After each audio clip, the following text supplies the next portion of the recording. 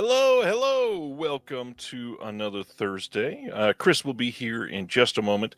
I don't want to do the same thing that I did last week and not have a good microphone. Everybody hear me okay? Please let me know. Hopefully it is fairly audible. As Jack is pointing out, definitely wanted to start out this week with a hearty rest in peace to one Wings Hauser. I know that this is one that our dear friend Brad Henderson had announced previously that he had died due to an interaction with the director of Champagne and Bullets. But this time it seems like it is quite real, and Wings Hauser is gone. Some great films made by Wings, some that have been getting some good reappraisal recently. Thanks, Jack and Corinne and everybody else that's saying it sounds good. I appreciate it. Good to see everybody here for another Thursday. We got a lot to talk about tonight. One thing before Chris gets here is kind of want to hear what anybody else is thinking about this whole Max Discovery thing, where they're looking to possibly sell off the rights to a film that they had taken a tax break on, which seems crazy to me that you can cancel a film and make money off of the tax write-off and then sell it and make even more money. That doesn't make any sense. Honestly, the first one shouldn't happen at all, but to be able to do both makes zero sense to me. That being said, I really wanted to see Coyote versus Acme, so I hope it happens. Fairly early on in the show, here is our dear friend, Mr. Chris Haskell. Hello, everyone. How you doing, sir? Doing well. Excuse the barren walls here behind us. This is still moving week for us. Yeah, moved very quickly, it seemed like. That's crazy. It's like tiny amount of advance notice. Well, the first place we looked at that we really wanted had 7 applications on it. And so the second place we saw didn't have any. So we were like, gotta go. If anybody's asking, I'll be drinking Basil Hayden tonight, sponsored by Basil Hayden. And Basil Reardon, who we're going to be talking about later on. Match made in heaven. Chris, let's get into everything you've been doing lately. How's life in the podcast world for you? It's crazy. One thing kind of hey John. One thing kind of leads to another, and then I'm in 3 podcasts all of a sudden. So it's been fun. We started They Live by Film was just started in the pandemic as a hobby, like something fun to do. And then after a while, we realized that people didn't want to just hear us talk. So we went like, let's go ask.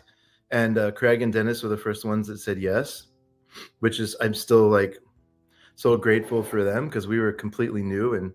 And then a few years down the road, I've just focused on boutiques. I started feeling, you and I got close and we started talking about gaps, and we were like, why is nobody doing a Vinegar Syndrome podcast? Yeah. And what's up, Craig? Yeah. And then I was just going back and forth on names, and I think Punk Vacation to me signifies like the spirit of Vinegar Syndrome. It's a movie that a lot of people like to shit on, but it's fun. And so I thought that would be a great one. And then I don't know if Adam's listening because it's 1:30 in the morning in the UK, but Adam did the artwork, and I'm still so appreciative for that because, I just said make it Rudy Ray Moore, but as if Andy Warhol did it. And like he came back with that. I was like, dude, what the hell? This is like way better than I expected. And then you and I were talking about gaps and realized that Mondo Macabro didn't have one. And asked if they could make an official one, and they were like, hell yeah, let's do it. So yeah, man, it's been a crazy ride the last year is when a lot of this stuff is kind of ramped up. And I feel silly talking about what I'm doing because it's like a 20th of what you did today. But oh god, don't. we don't need to go down that route. I mean, the amount of stuff that just the collaboration between the two of us is a lot of fun. I was talking about this the other day. Somebody asked where I found some piece of information. I said on Reddit, and they were like, on Reddit? What do you mean? I said, well, I mean, that's where I met Chris. Like everything between me and Chris Haskell all started on Reddit, and without that chance meeting, none of this would have been the way that it's been. Shout out to Reddit. I know, I love it. Speaking of Mondo Macabro, I'm getting a little ahead of the game, but some recent pickups brand new bundle in from them: The Punishment, Girl Slaves of Morgana Le Fay, Cafe Flesh, and Bohachi Bushido. Those latter three all on 4K. I don't think I can share all of the cover. Oh, I can. I flipped some of the ones that I couldn't. So there we go. Nice thick slip covers now. They've upgraded from the thin paper ones that they had before. Mondo Macabro stuff. Speaking of, why don't you highlight last month's episode? Well, it's a dream for me on two ways. So I've been a big fan of Shinya Tsukamoto for a long time because I saw Tetsuo the Iron Man, maybe not in theaters, but like a while ago, over 20 years ago. And then I've just been tracking Shinya Tsukamoto, and I love him. Hey, Anthony. And then I think we were talking, and I was like, man, it'd be amazing to have Tom Mess on this because he literally wrote the book on Shinya Tsukamoto. And you're like, what? Oh, you mean my bestie, Tom Mess?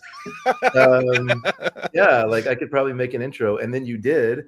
And then he showed up. So like all those things were amazing. And so I got to spend an hour and a half with Tom Mess, which is just incredible. The conversation ended up being amazing and like exactly what I had hoped for. I mean, the amount of knowledge that Tom has on everything Asian cinema is unprecedented. Yeah, I did. Oh, you know what? I forgot to ask him. I was going to ask him if he's seen every Takashi Miike movie because there's a chance he has. Yeah, it's quite possible, especially for research. But no, he's amazing. Like really, like I think we're, I grew up, and as far as commentaries go, it was like Annette Insdorf, right? And then maybe there's a few other like common ones. Shout out to Annette if she's listening. She was one of the originals. But like I feel like we're in this golden age of film historians because like Tom Mess is just right, and then Nathaniel Hawthorne and like Eugenio Orcolani, and like you could just go down Sam Deegan. Like it doesn't matter. Like, can we correct that to Nathaniel Thompson and not the guy that wrote the Scarlet Letter first? What did I say? Nathaniel Hawthorne. Oh. Nathaniel Thompson. Sorry. I guess I have sin on my mind. Don't we all? Speaking of syndrome. He's just incredible. Like it's amazing what he knows and has like been on set with Shinya Tsukamoto. And anyways. Yeah, I mean, just hearing about his research process is intimidating and inspiring and frustrating. I mean, to a point where, people like you and I would love to just drop everything and go pour into some of these, studios and archives that he goes and visits, but it's literally impossible unless you've got that as a job. I don't know how much you want to talk about it. Brendan wants to know what your day job is. He's been curious. Hey, Brendan, thanks for the kind messages here. I've been seeing them kind of flash up. Nothing related to movies at all. I'm a IT consultant. I'm a tech consultant, and in my day job, I travel like 2 to 3 weeks a month. Not 5 days a week, but I usually go for 2 to 3 days a week, and just fly wherever they're like corporate headquarters and try to sell them IT stuff. So, and he's being modest when he says flies a few times a month. We're talking like I'll message Chris and he says, "Oh, don't worry, I just landed in Czechoslovakia. I got a little bit of time." Or, God, what was the last one? It was somewhere else in Europe, and I was like, Poland. Yeah, Poland. I was like, Jesus. I mean, the amount of I want you to go do research on the ground for me on some of these Polish films. I'm so pissed because actually, like, I hope I might get to go back in like June-ish, July-ish. And I'm gonna like leave early and go to the Mecca for me, which is there's a university there, and the name of the city is Łódź. It's spelt like to Americans it looks like Lodz, but they say Łódź. And I would love to go see it because that's where like Kieślowski's from. That's where a lot of the oh yeah, that's right, Aaron. Yeah. Hey, good. I didn't know you were on here. Yeah, Aaron's procured business from my company in the past, which is a small world. But yeah, like a lot of the classic Polish artists and directors that we know are like they went to university in Łódź, and I just want to go. So yeah, I do watch a lot of movies on flights. In fact, most of the apps have a feature where you can download and watch on airplane mode, which is awesome. So I watch a lot of Criterion and Arrow player stuff on them. And hopefully in the next couple of months, we finally get a chance to meet in person, it sounds like. It's been so close a couple of times. I know we need to make it happen, but you're speaking about we're trying to so my specific job is I go try to find new business for the company I work with if they're not doing business with us already. And Hellsberg Diamonds is not a customer of ours, but I'd like them to be. If anybody from Hellsberg is listening, call Chris Haskell at Cognizant. But they're based in Kansas City, I think. Yeah, and of course they're known for watching the show every week. So obviously, please give Chris Haskell a call. You've already got his number, I'm assuming. This is the diamond of boutique discussion. So, speaking of that, after our announcements tonight, we're going to be talking about one of Chris's many quite professional discussions now, which is Vinegar Syndrome.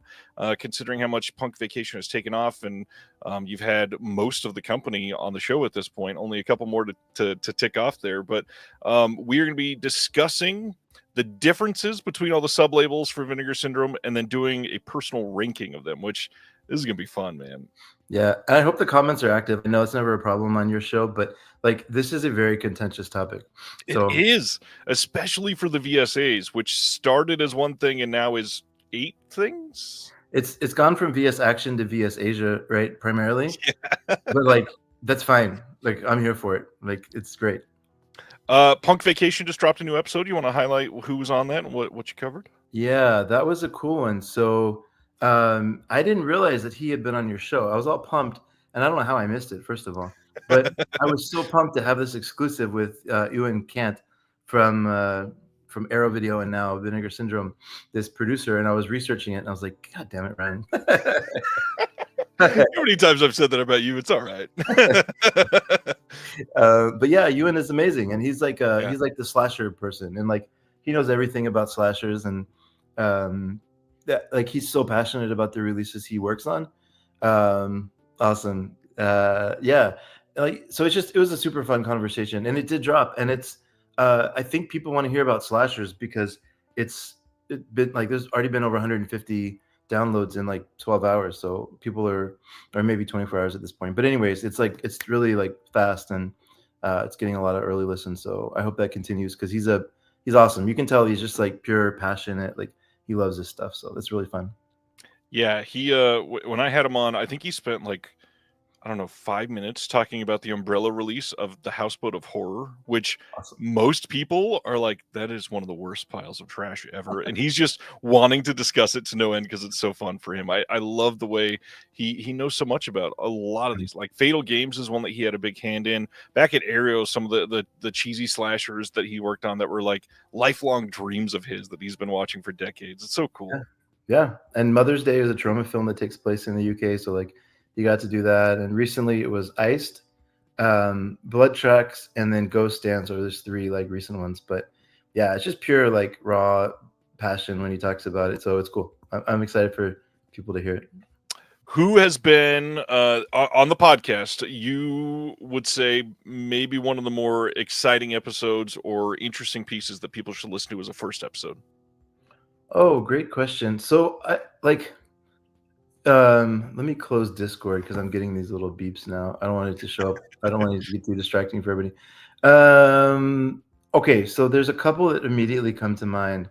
But I think like Oscar is Betcher from Vinegar Syndrome is an underrated speaker.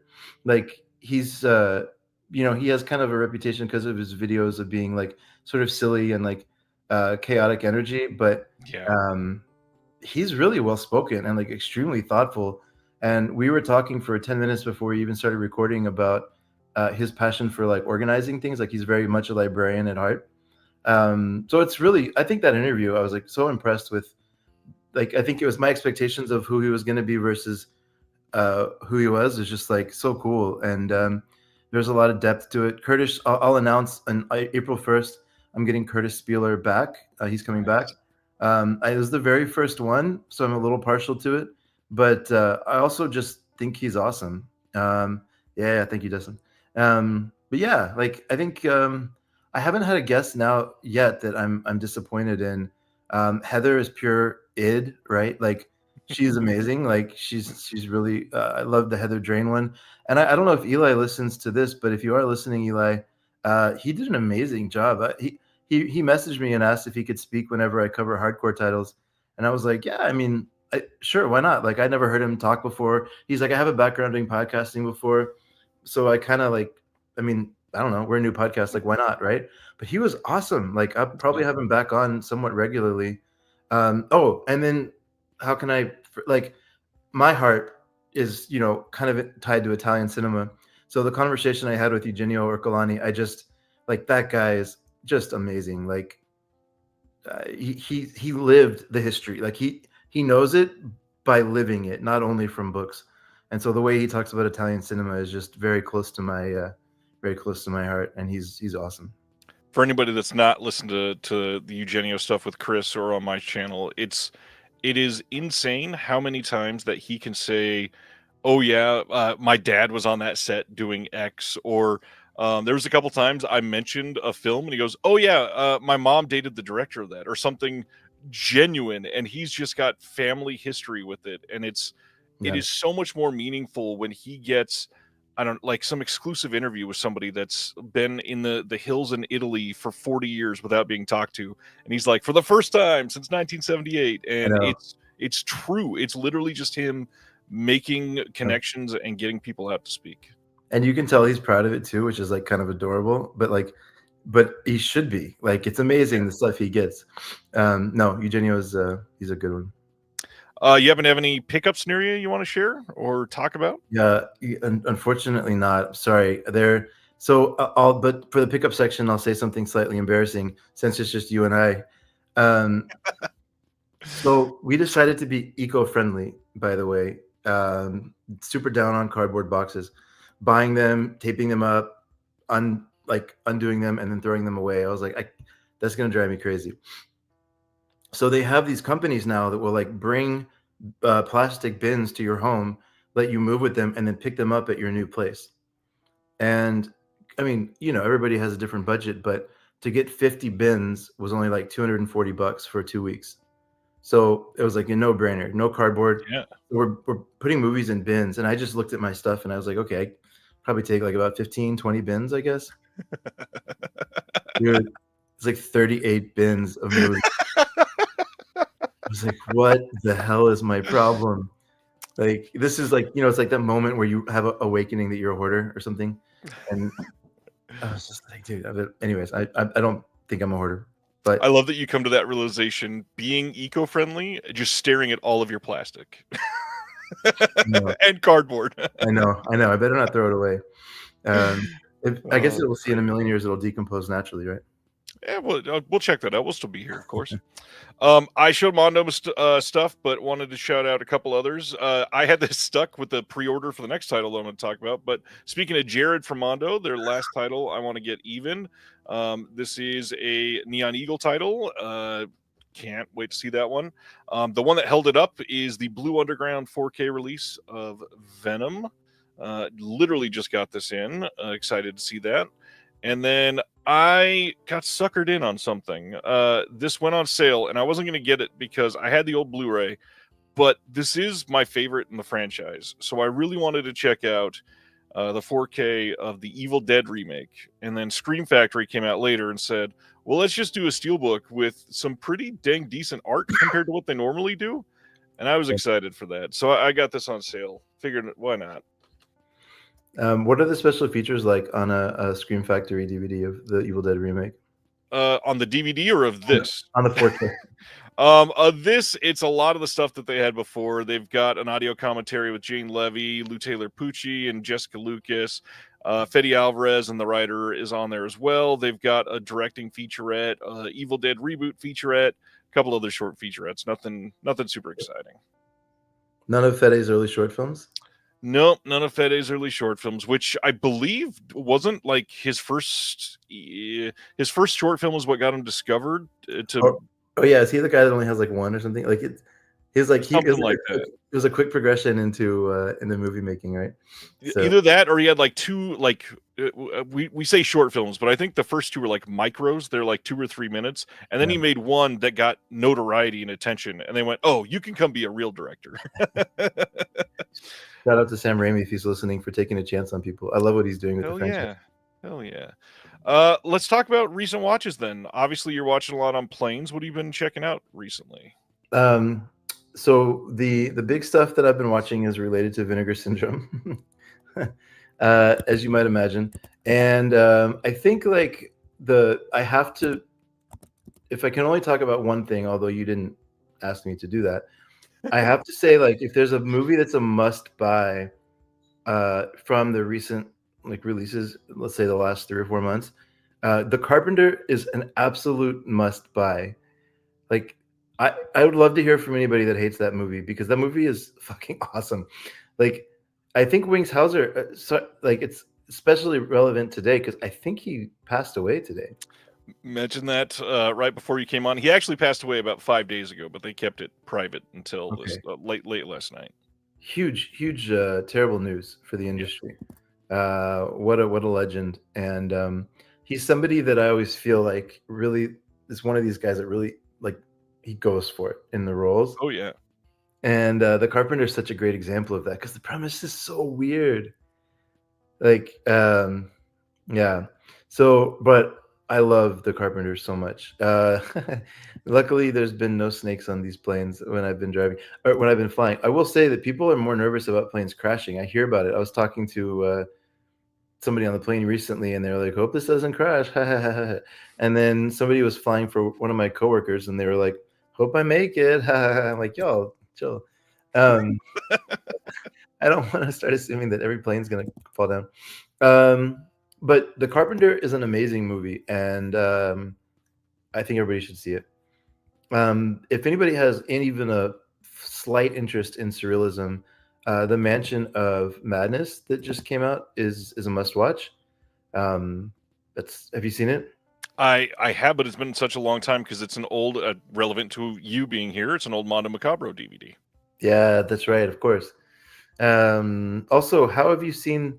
Oh, Brent, you're just saying you've seen Double Fetus in the sense of like you've seen it before. You haven't seen the new one, right? Well, many people have gotten. Wasn't Devil Fetus from last month? I haven't got it yet. No, it's a March. Oh, it is this month. Yeah, I mean they've been shipping. I got my shipping notice. But I guess if you live close to the archive, you can just go grab it anyways, right? Yeah, I can't wait. That release I'm super pumped about. We're not Double Fetus and Her Vengeance both are I think people are going to be like, "What am I watching?" Yeah, in the best absolutely. way. But yeah, Mansion of Madness is good. Joy of Sex for anybody that just wants like a fun, I guess like teen comedy. Like Joy of Sex is fun and it's kind of extra funny because everybody in the movie is horny. Like even the parents, everybody's horny in the movie, but like it's still very much an 80s comedy. Right. And then yeah, I saw Female Perversions is weird. I don't know what to think about it exactly, like as far as recommending it. It's one where they really went for it visually.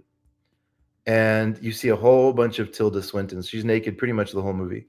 Um, and she's playing like a sex symbol, which is interesting compared to sort of like how her career's gone. She Right. takes on more like challenging roles or like androgynous roles, I think, whatever. So yeah, anyways, but it's okay. I mean, I wasn't bored ever. But outside of Vinegar Syndrome, I've recently seen Collateral, which is a really good Michael Mann movie. And if you haven't seen it, I think it's Michael Mann's best movie so far that I've seen. Ooh. I've seen like 4 or 5 of his. We saw recently. What's that one? De Niro and Pacino. Heat.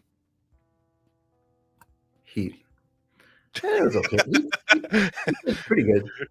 It seemed like it took a moment for that title to sink in. Yeah. Exactly. Broadcasting from. I know. It totally looks like a Joe, Ryan. Sorry. And I usually have a mic as well. So I'm sure I sound terrible. Not as bad as the headset used to. Oh, okay. Better than the headset. I can guarantee Okay, that. I'll take it then. The Naked Tilda Swinton. It's called Female Perversions. And one interesting thing, if you want to sound credible when you're talking about it and not just watch it to see her naked, although no judgment. It's a huge feminist movie. So like there's one of the special features talks about how there was a woman who was working on a Tarantino movie who left to go work on this. And her words were, "This is not a film, this is a movement." So yeah, it's a very strong feminist statement with a ton of sex. What's up, KV? Yeah, I feel like I don't know, KB, if this is not true about you, forgive me, but I feel like you're pretty current on a lot of the new stuff that's coming out, and I'm always jealous of that because I haven't seen a movie from 2025 yet, and I've seen 4 from 2024. So Ryan says, Chris with a hot take. Heat is okay, but the Carpenter's a must buy. I'll stand by it. And yes, ZPAM, I believe Heat 2 is in pre-production and should be coming out in the next couple of years. I hope they do like a colon, do like hotter or something. I don't know. Heat 2 hotter. Oh, that's pretty great. My recent watch, the only one that I really can highlight much is the film Marrowbone from a handful of years ago. Popped this in this week. My wife had requested it, and I'd never seen it. The big thing, incredible cast in here: George McKay, Anya Taylor-Joy, Charlie Heaton from Stranger Things, and then Mia Goth all headline this one. And it's okay. It's fine. Nothing special necessarily, but I Erica. She says I popped in. The first thing I hear is Chris shit on Heat. What the hell? I'll defend it in just a second, but finish your thought. I don't necessarily recommend Marrowbone. It's made fine, but it's something that it seems like they had a couple ideas for some plot points and then kind of tried to tie everything together and it didn't work out, so they just rushed an ending onto it. Not the best. It's okay. The other big thing, Will and I recorded another commentary this week, has not been announced yet. I think that makes like 4 or 5 that we've recorded that have not been announced. So watch that movie again and again and again. There's a couple other things that we're working on that I've watched this week as well, but lots to announce in the coming weeks, including the one that Craig has been highlighting, Deaf Crocodile's announcements coming out next Friday. The big title that most people are excited for, just from the title of the film alone, Inflatable Sex Doll of the Wastelands, is up for pre-order next Friday, so check that one out. Let's talk about Heat. What were you going to say? That's my Tinder profile, by the way. But okay, so here's my defense, Erica and Craig. Although I know you're not going to be happy with it. I think in that movie, every scene De Niro's in, I really like. I think he nails it in that movie. Like, I think it might even be one of his best roles. Like, I know he has a lot of great roles, but like, I think he absolutely nails it. Pacino is kind of like a parody of himself in that movie. I didn't like his part.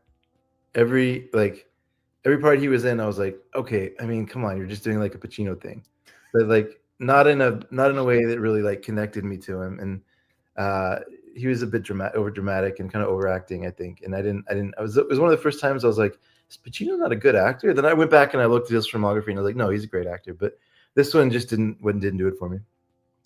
Yeah, I've gotten a lot of flack for this before, but I've said before, since somewhere in the 80s, Pacino's kind of just been doing some shtick since then.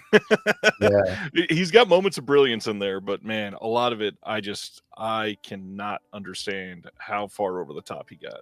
Yeah, that's basically it. Greg, you're not wrong. The sense of a woman thing, it did kind of feel like that, to be honest. Let's hear your hooah, Chris.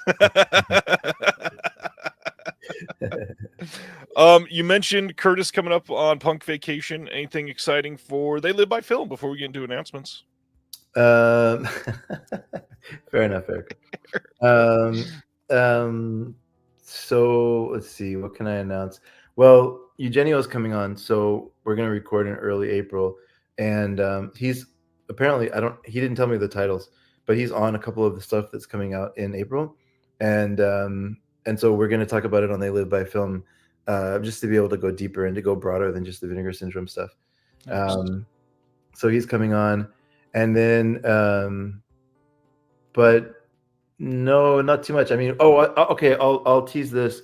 So I don't know how y'all feel about the Mission Impossible franchise. I'm like completely neutral on it, but Zach hasn't seen any of them, or except for the first one, I think. And Adam's a fan. So for They Live by Film, we're going to do one series where we do Vertigo movies that are similar but better. My words, not theirs. I didn't like Vertigo that much. But we're going to do like Vertigo-like movies. And then for the other, after that, we'll get into the Mission Impossible franchise. Very nice. I think I'm in the exact same boat as Zach, and I've only seen the first one, and could not be more meh about the whole thing. Erica, Vertigo is okay, but it's overrated. Oh man, Erica's gonna have a heart attack tonight. She said she's really leaving now. Oh man, that's hilarious. Not an asshole. It's about like a controlling asshole. I don't get it. It's well made, but like I wasn't into it. Who knew everybody would come out in defense of the indie director, Mr. Hitchcock? Yeah, no, Z. I'm kind of like you. I want to just get to the good ones because 3 is the one that Brad Bird directed, I think, if I remember correctly. And like I remember just loving it sort of when I saw it. But then the other ones, I don't know. I haven't seen all of them. So. Oh, I love this. Oh, this is funny as hell. All right. Are we ready for some announcements? And I love, speaking of Heat, we're starting with Heat tonight. I mean, we got Criterion announcements last Friday, a title that sold out over the weekend already. It's gonna be a big deal. So let's get into it. First off, The Beyond 4K has been announced for ages and finally in pre-order status. This is shipping in April on 4K from Grindhouse Releasing. And as far as special features, they have pretty much everything. 4K scan that's brand new from the Technoscope OCN. You've got the Composer's Cut on here with a brand new Master Audio surround sound remix with the new score by Fabio Frizzi. We've got the original theatrical version and the Composer's Cut in Dolby Vision UHD, which is huge. You've got 3 commentaries. You've got in-depth interviews with a bunch of individuals from the making of the film. You've got newly discovered archival interviews with Catriona McCall and David Warbeck. You've got a 100-page book by Martin Bain and Jesper March. And then, big one that people were not expecting, bonus DVD of the 7 Doors of Death version. This is the Aquarius Pictures version of The Beyond that was presented years ago, and it's finally here with its original Dolby stereo mix from the original analog 1-inch master.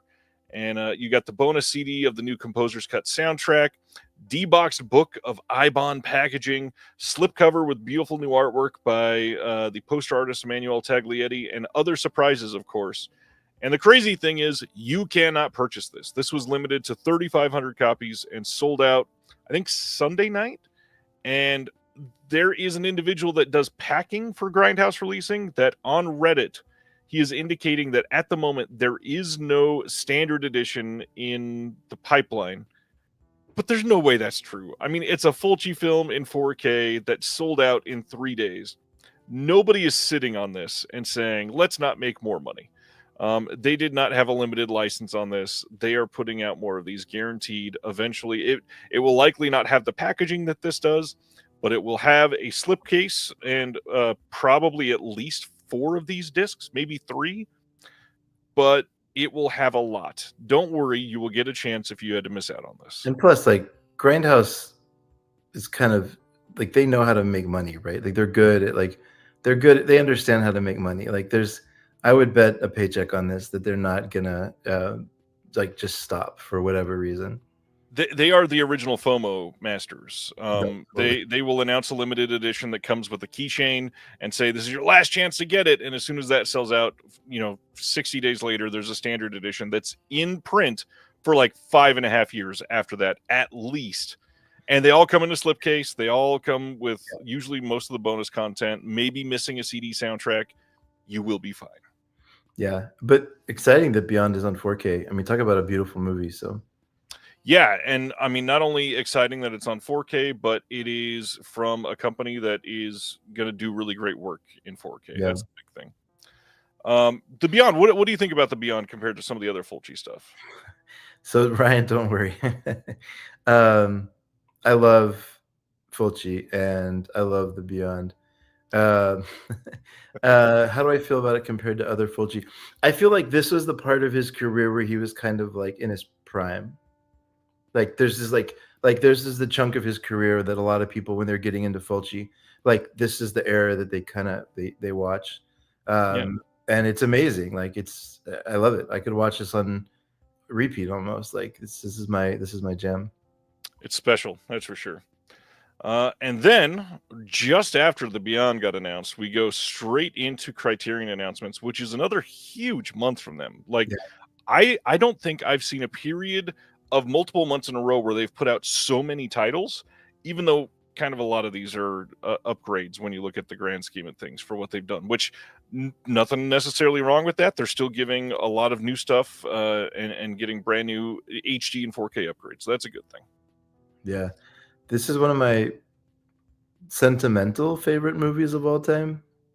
Like it was one of the first times I just I don't know, like I saw movies differently. Like I saw this super young, Yeah. and I just kind of saw movies differently after this. So I'll always love it. Yeah, this is one of those. This one is coming on June 3rd, and it's a 4K release of the 1985 film Brazil. This is, of course, a long fan favorite for many people. This is a very unique film, very Terry Gilliam for sure. This has all of the same features, nothing brand new on this one, as usual, for what they're doing on most of the 4K upgrades, but I feel like this is one that people have been really waiting on since they announced that first Gilliam 4K. So glad this is finally coming out. If I want to mess with people, I say this is De Niro's best role. Um, I don't really believe that though, y'all. Don't worry. But if I want to rile people a little bit, Which, good job, you already have. Speaking of 4K upgrades, on June 3rd, we're getting another upgrade. This is Mishima Life in 4 Chapters from 1985. This is a Schrader upgrade. This is coming again with all the special features that we had previously, same cover art and everything. 4K upgrade for something that will look great. And unfortunately, this one, as far as I can tell, will not have Dolby Vision, which really stinks for this movie because this movie is one that could really benefit from some of those incredible colors. yeah, it's interesting to watch the arc of Schrader's life and Yeah. how it's kind of mirroring the arc of the character in Mishima a little bit. He's not quite as militant, but like he's certainly Yeah. become, like an opinionated. Yeah, exactly. Just give him a stage. This, I mean, it's a beautiful movie. Schrader's seems like he's kind of an asshole. No offense, Schrader, if you're watching, you're just very opinionated. But this is an amazing movie. Yeah, this is going to look really great on 4K, guaranteed. And then the most controversial pick of the month from them, 1978's The Wiz, coming on 4K and Blu-ray. This is what do you say? I mean, a lot of people love this movie. A lot of people literally hate this movie. This is a movie with some huge names attached to it. I mean, Quincy Jones alone should be enough to get people in there, but then on top of that, Michael Jackson, Richard Pryor, Sidney Lumet is directing. But Yep. on top of all that, you've got one of the biggest names in all of it. And of course, Diana Ross, which most people upset about this are upset about the art. But also, I have not seen a Criterion movie announced in a long time with more people just absolutely shitting on it, saying this is one of the worst movies that's ever been in the Criterion collection. Really? Legitimately. And I'm not going to name names, but it's public. If you want to go look on Facebook on my announcement for this post, there is somebody else in home video who works in the UK for a very big company that made a really awful comment on this. And I think it sort of envelops what a lot of people are responding to, which I don't understand. And I think it's just at the heart pure racism. I mean, I don't understand how you can feel that way about fucking The Wiz. Like, it's just a musical that was made by one of the greatest directors of all time. Yeah, first of all, Beyond the Valley of the Dolls is in Criterion, so let's slow down on like bad movies being in the collection. I mean, it's a fun movie, don't get me wrong, but like if we're gonna be it's not as bad as Heat. No, Heat's a good movie. It's just I just didn't live up to this extremely high expectations I had. And Al Pacino's not a great actor, okay.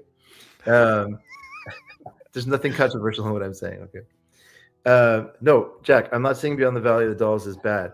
I'm saying for the people, if you're gonna shit on the Wiz, like let's slow down because like there's a wide range of movies that are in the collection, and it's not all just like Italian neorealism. So like that comment doesn't even make sense. And like Armageddon's in the collection. Like it's a fun commentary, but like, Right. come on, like so there's nothing like I don't even see how this is controversial. This is like a slam dunk classic, important movie in film history. Like it's a no brainer. Why wouldn't Criterion put it out? Well, and beyond that, again, this is one of those titles that Criterion knows the moment you release this, this is going to sell like frickin' hotcakes. Of course. This is a film people were raised on, and you're releasing it on 4K for the first time in the world with some of the biggest names ever attached to it. Who is not going to buy this? No, totally. No, Craig, you're right. That's it. Like, there's no other explanation other than racism, I guess. I mean, I don't know. I don't think so. The comment from the gentleman in home video, and I probably shouldn't use respectful terms like gentleman, it even included the word diversity in it. So it's like you're saying the quiet parts out loud here, and I don't understand how you can work in home video in 2025 and be like that. I mean, I'm gonna shut up. Is this from a company that puts out a whole bunch of Hong Kong films? No. Oh, okay. Interesting. It does. You don't have to say, but I'll go see if I can remember my Facebook password and go and get it. Go check. But like, come on, it's the Wiz. Like, right. Let's not. It's not. There's nothing controversial about this at all. Carrying on. Speaking of racist, June 17th, we're getting a Blu-ray release of Thelonious Monk, Straight No Chaser. This is a really exciting release for me. New 4K digital restoration on this one. We got an introduction from the director on here. New interview with the musician T.S. Monk, son of Thelonious Monk. We got a new program on here, some trailers and whatnot, and then an essay by Paul Grimstad. Yet again, another one brand new to the collection that's going to be incredible. I'm so eager to see this one. Yeah, I've never seen this, but Thelonious Monk, it's Thelonious Monk, right? Like, let's go. I can't wait to see this. Next up is Midnight, coming on Blu-ray on June 17th. This is from 1939. This is one that a lot of people have been clamoring for, hoping to cross off their list. And finally here, new 4K digital restoration on this one. New audio commentary with michaelxcreates. New program featuring an audio 1969 interview with the director. We've got the Lux Radio Theater adaptation of the film from 1940, a trailer, and then an essay by David Cairns. Really fun cover on this one too. I like this. This is one of those movies that I think people would be shocked at how kind of it doesn't feel like a movie from the 30s or 40s in the content. Like, this is a screwball comedy about how a woman is hired to break up the affair of a married man. But it's like a comedy. It's not played like a melodrama. It's played like a comedy in the sense of like, this is probably a common thing. Like, let's make some jokes about it. And I don't know. It's an interesting, like, it's a fun movie. Like, and it's an early screwball comedy. So yeah, it's great. Very, very eager for this one. And then we got 32 short films about Glenn Gould from 1993 coming on 4K and Blu-ray on June 24th. It says it's a rare film biography as boldly unconventional as its subject. Writer-director Francois Girard's visionary portrait of iconoclastic, world-renowned pianist Glenn Gould explodes the conventions of the form to illuminate the brilliant mind and innermost obsessions of a singular artist. This one has a brand new 4K digital restoration, new audio commentary with Girard and the co-writer and actor Don McKellar. We got new conversation between Girard and the filmmaker Adam Egoyan, which is really great. We got a couple archival pieces here, and then essay by michaelxcreates. This is super exciting. I'm glad this is getting a 4K release. That's a big deal. Yeah. This guy, Francois Girard, is Canadian, if I remember right.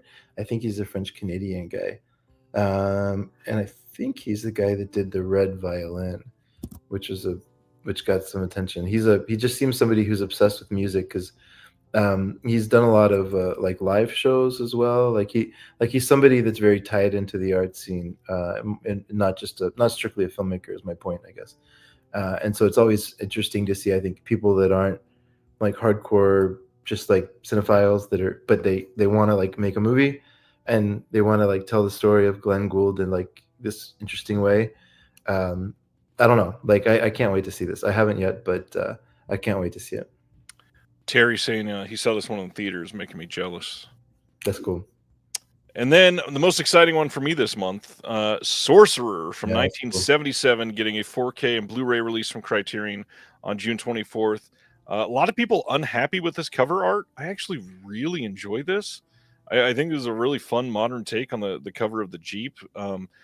What I laughed at, somebody said this looked like the little coconut monsters from Moana created this. Yeah, I mean, I don't love the artwork, but I don't care. Like, I'm so happy this movie's coming out. Like, what a movie. It's a big deal. This is one that's not had a great restoration in some time and really deserved one. So glad this is getting out there. This will have a 4K and a Blu-ray disc. This is a brand new 4K digital restoration. We got the audio soundtrack approved by William Friedkin. There is a uncut documentary from 2018. This is one that you could have gotten previously, but the fact that it comes with this is really damn cool. Some new conversations between James Gray and Sean Fennessy. You will probably recognize that name since you're into physical media. We've got archival audio interviews with Green and the editor Bud Smith. And then I want to highlight specifically, they also include the 2015 conversation between Friedkin and Nicholas Winding Refn, which is the legendary conversation where Friedkin basically roasted him or straight to his face. Yeah, and so glad that's going to be preserved on disc. We also have a new essay by Justin Chang. Exciting release here. Friedkin's like the good version of what Paul Schrader has become. Yeah. He doesn't care at all. He just like rips on people. Absolutely. Yeah, this is a very exciting one. This has had multiple releases before, and none of them have been truly astounding, and I really hope this is this. Yeah.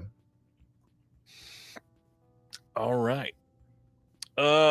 We talked about Audie Murphy last week, but they also announced that on June 24th, we're getting the 5th Audie Murphy collection. This one's going to include Walk the Proud Land from 1956, Seven Ways from Sundown from 1960, and Bullet for a Bad Man from 1964. Anything about Audie Murphy that you would like to highlight there? Who's Chris? that? Who is Audie Murphy? He did a lot of Westerns. Oh, that's why I don't know him. Yeah. I'll get around to him one day. It looks like there's 5 collections I have to go through. I'm sorry, I have nothing to add about Westerns. Not in a negative way. I know they're beloved, and my grandpa thought he was John Wayne. So there's a. Was your grandpa my grandpa? Yeah, but no, I don't know Audie Murphy or have much to say about Westerns in general. Completely understandable. We've got another Kino announcement coming soon on 4K in the US is The Peacemaker from 1997 with George Clooney and a little-known actress named Nicole Kidman. This is directed by Mimi Leader, who also did Deep Impact. I don't think I've seen this one, but I don't know how. I feel like I really should have, considering when it came out, but I don't remember this one at all. I remember. Okay, so when this came out, I have to preface this. When this came out, I was 15, so forgive me. But I remember being disappointed. I thought there was going to be more nudity in this one from Nicole Kidman when I saw it. And so I remember like a feeling of slight disappointment in this movie, but I probably need to see it again because I wasn't watching it for the right reasons. Oh, so 15. Yeah. Next up, I'm Still Here, one of the best films from last year, according to pretty much everybody. This is getting a Blu-ray release in the UK on June 23rd from Altitude Film. No word on special features. I don't think there are going to be any on this one, but supposedly Fernanda Torres is incredible in this. Obviously, Oscar nominated for her role, so eager to see this finally. This is one of the big ones that I missed last year. Is this the one from Brazil? Yes. Oh, fuck this movie, man. I'll see it eventually. I can't wait to see it. But like I've heard this is just like absolutely gut-wrenching sad. I'm not in the mindset to watch this right now with all the stuff going on politically, but like one day I'll get to this, and I can't wait to see it. But yeah, I've heard this movie just like destroys you. Literally, the first line of the synopsis says Brazil faces the tightening grip of a military dictatorship, and that's enough. Thanks, Vince. And yeah, no, I love Audie Murphy. Thank you for his service to the country for World War II, and I'll watch all of the collection by the next time I'm on. I'm sorry. My deep apologies. And I love Westerns. I take it all back. This one's interesting. March 18th, which if you'll notice was 2 days ago, we had a Blu-ray release as an Amazon exclusive from Tribeca Films. They've done a handful of these now, and they are doing a Bronx Tale one-man show from 2024. This is the Chaz Palminteri bringing his acclaimed stage show to a disc for everybody to be able to watch wherever you are. Glad this is coming out here. I've heard good things about this. Yeah. I'm super skeptical about one-man shows in general. I understand. I completely understand. Chaz is a badass, though. If anybody can pull it off, he could probably do it. He's got range. I love Chaz. Not saying that ironically. I love Chaz Palminteri. One-man shows is pretty tough. Next one. Film Masters is putting out Lighthouse from 1947. This should be available on April 1st. This is from their archive collection, which means there will be no bonus features on this, but it will have a brand new restoration, so it should look great.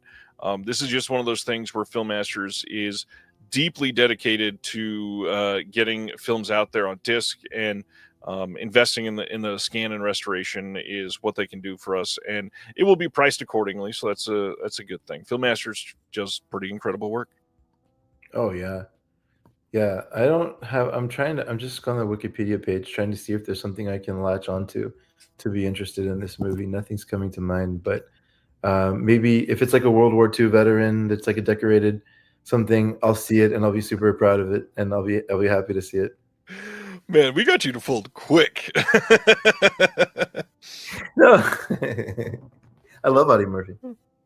May 27th, there's a Blu-ray release of Outlander Season 7 coming from Sony. I couldn't find any bonus features listed for this, and I gotta be honest, I've never even seen 10 seconds of this show. No, when this show came out, I was 15, and I was impressed with how much nudity was in it. So I'd say it's a good show, but I haven't seen realistically I've seen 2 episodes, I think, and I was kind of like, I mean, all right, if I get around to it. But are you watching much TV in 2024, 2025? Dude, I haven't seen like a modern TV thing except for the Great British Baking Show. I will always have time for that. But outside of the Great British Baking Show is what I wish Vertigo was, okay? But I have, but outside of the best show on television, I have not seen much, and there's so much I want to see. Now I want to see a version of Vertigo starring Noel Fielding. Oh man, let's go to the next one. Megan Fox is starring in Till Death from 2021. This gets a Blu-ray release from Dazzler Media in the UK on May 19th. And what's crazy, I've heard this is actually really good. I've heard this is pretty great, and like the best thing Megan Fox has done since Jennifer's Body. So I am gonna check this out eventually someday. She strikes me as somebody that has good taste. Like the choices she makes for like, I mean, she got famous with Transformers. I know, whatever, but it seems like the stuff that she's been in, or at least that I can remember, like Jennifer's Body kind of stuff, always has like a little bit of an edge to it, or has like it's doing something interesting. So yeah, I'd see this one, and Krestik loves it. Ronnie says, I love the baking show in spite of Noel Fielding, to be clear. I love Noel Fielding. What's wrong with Noel Fielding? He's such a gentle giant. What's wrong with Noel? He was great on Taskmaster. I love Taskmaster. Maybe the best show of all time. Oscilloscope is releasing The Cruise from 1998 on Blu-ray and DVD this summer, and you can pre-order this now on their website, on Amazon, a bunch of places. This one is says sailing the streets of Manhattan atop a double-decker bus. Timothy Speed Levitch waxes philosophical as the city's most eccentric tour guide. Speed's bombastic and psychedelic poetry is captured in the documentary The Cruise, the groundbreaking debut feature film from two-time Academy-nominated director Bennett Miller, who also did Capote, Moneyball, and Foxcatcher. So I need to see this. yeah, interestingly, I think this is really good. Yeah. Like that, he's like he got famous for being one of the best tour guides, and this is a sort of like a documentary of around the way he explained New York, and like kind of awesome. Okay, Mary Berry is the original. Yeah, she's the best. Prue can't compare to Mary Berry. We could easily. Oh man, there's some OG baking show fans in here. This Can we redirect this conversation to just talk about baking show for 2 hours? Because Sue and Mel were okay. We You know, can. there's the person who I never really associated with it much at all, or like felt connected to it all, was the Danish woman, and I'm sorry, I can't remember her name. No disrespect, but I just her jokes never landed. I don't know. I never got into her, but I love Is her name Danielle? No. That was just a Dane joke. I'm sorry. Oh. No, but the team this year is great. Yeah, I really want to see this actually. Who's putting this out? The Cruise? Oscilloscope. Oh, hell yeah. Sandy Tuxvik. Okay, no offense, R. Like, is that who is R on Discord? That's Ronnie. Ronnie is not in our Discord. Oh, okay, Ronnie. Sorry, Ronnie. I mean, I still watched every season. I love that you just assume everybody in the chat is in the Discord. you have a thriving community, Ryan, bro. Ronnie, join the Discord. It's great. Yeah. Now watch Ronnie say, I've been in the Discord since day one. How'd you not know? And I'm going to feel terrible. Yes. In conclusion, The Cruise looks great and everybody should watch it. And Audie Murphy is the hero. What a great book review. Thank you. Yeah. Sandpiper Pictures, another company that people just absolutely abhor, which I totally get. June 3rd, they're putting out a Blu-ray of Leaving Las Vegas from 1995. For those that don't know Sandpiper Pictures, this isn't going to be like a rave review or anything, but they used to be Olive Pictures. It's the same exact people. They have rebranded as Sandpiper Pictures, and they are legitimately just re-releasing things. They're not making new bonus features. If the previous disc had some, sometimes they port them over. They don't get new restorations. It's literally just to keep a title in print. And on that note, I'm fine with it. I like titles being in print. That's a good thing. Sure. The other hand to me, like Leaving Las Vegas is a pretty big title. This would be great to have a really nice release of this with new extras. Yeah, no, seriously. This is like you could even see VSU or something putting this out as like some amazing. Oh yeah. Yeah, this could have been VSU. This could have been VSL. This could have been Cinematograph even. Yeah, sure. Why not? I mean, like it's the right time era. Olive Films had a great rep from all I know. Well, I know for sure that they had a specialty line that was like their Criterion line. Yep. And I can't remember the name of it right now. I have a few of them. Like they put out Bound on the line, and they put out High Noon maybe. Anyways, they put out a few titles. Yeah. Is it like Signature Picks or something like that? Something. But anyways, but those releases were great. Oh, look at that. It was close. Olive Signature, says Jack. Signature. Yeah, and John says the artwork style is exactly the same as Olive Films too. Somebody on I think it was the Blu-ray.com forums somehow found an address for them, and it even matched up to where Olive Films used to be located. So yeah, they also did Bucket of Blood. Good job, Jack. Oh yeah, that's right. Well, put the rumor out that they stopped paying their taxes and had to bankrupt, and then had to rebrand. That's what happened to Olive Films. Okay, that's the official story. According to Chris Haskell of They Live by Film, not of the other two podcasts.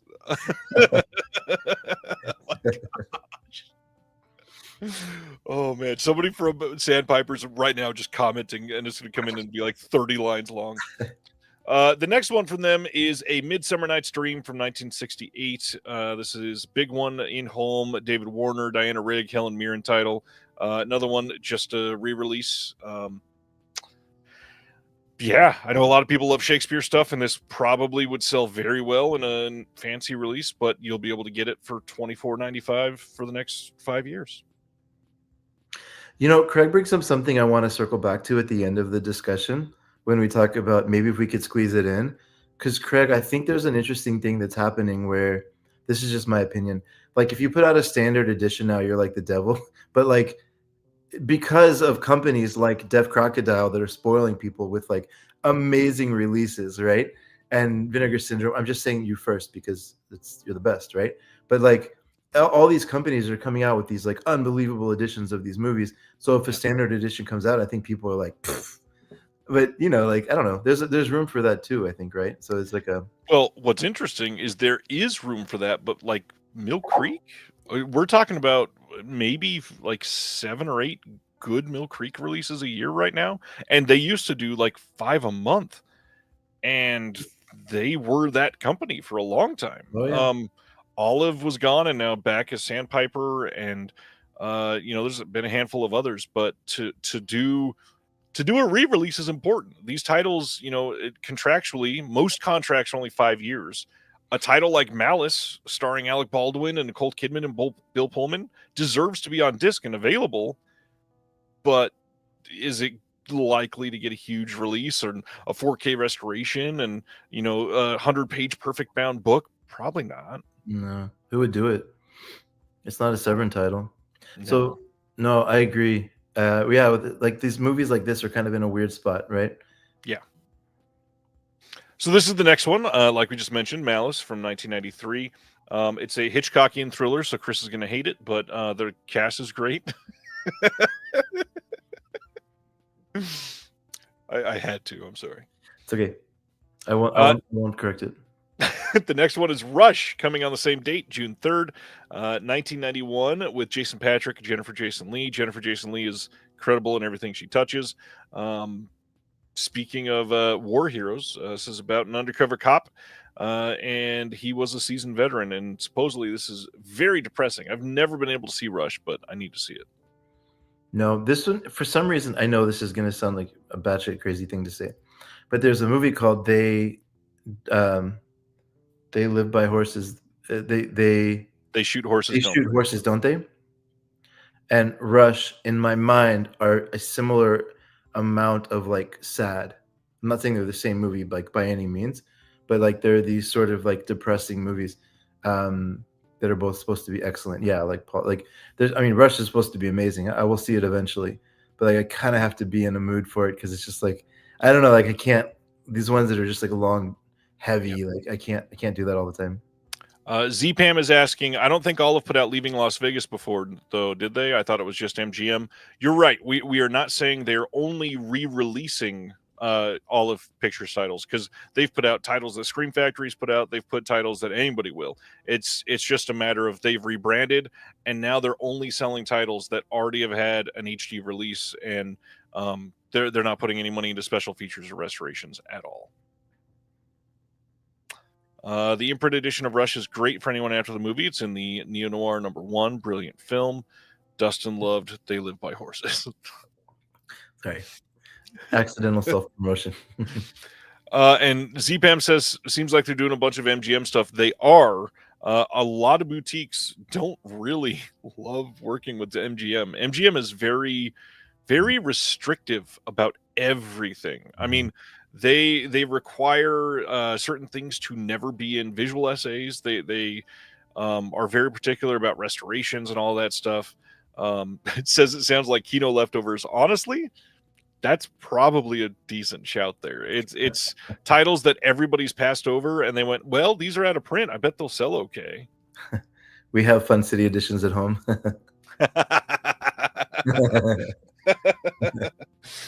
The next one from them is Great Balls of Fire from 1991, and goddamn if that doesn't seem right in line with what you just said. This is starring Dennis Quaid, Winona Ryder, Alec Baldwin, and Stephen Tobolowsky. Yeah. Roller Boogie is the next one. This is from 1979. This is starring Linda Blair, and yet another one that a lot of people have already had from the previous release. Yeah, glad this will be in print, though. I didn't know that Dennis Quaid was in a remake of Great Balls of Fire. That's funny. in the 90s.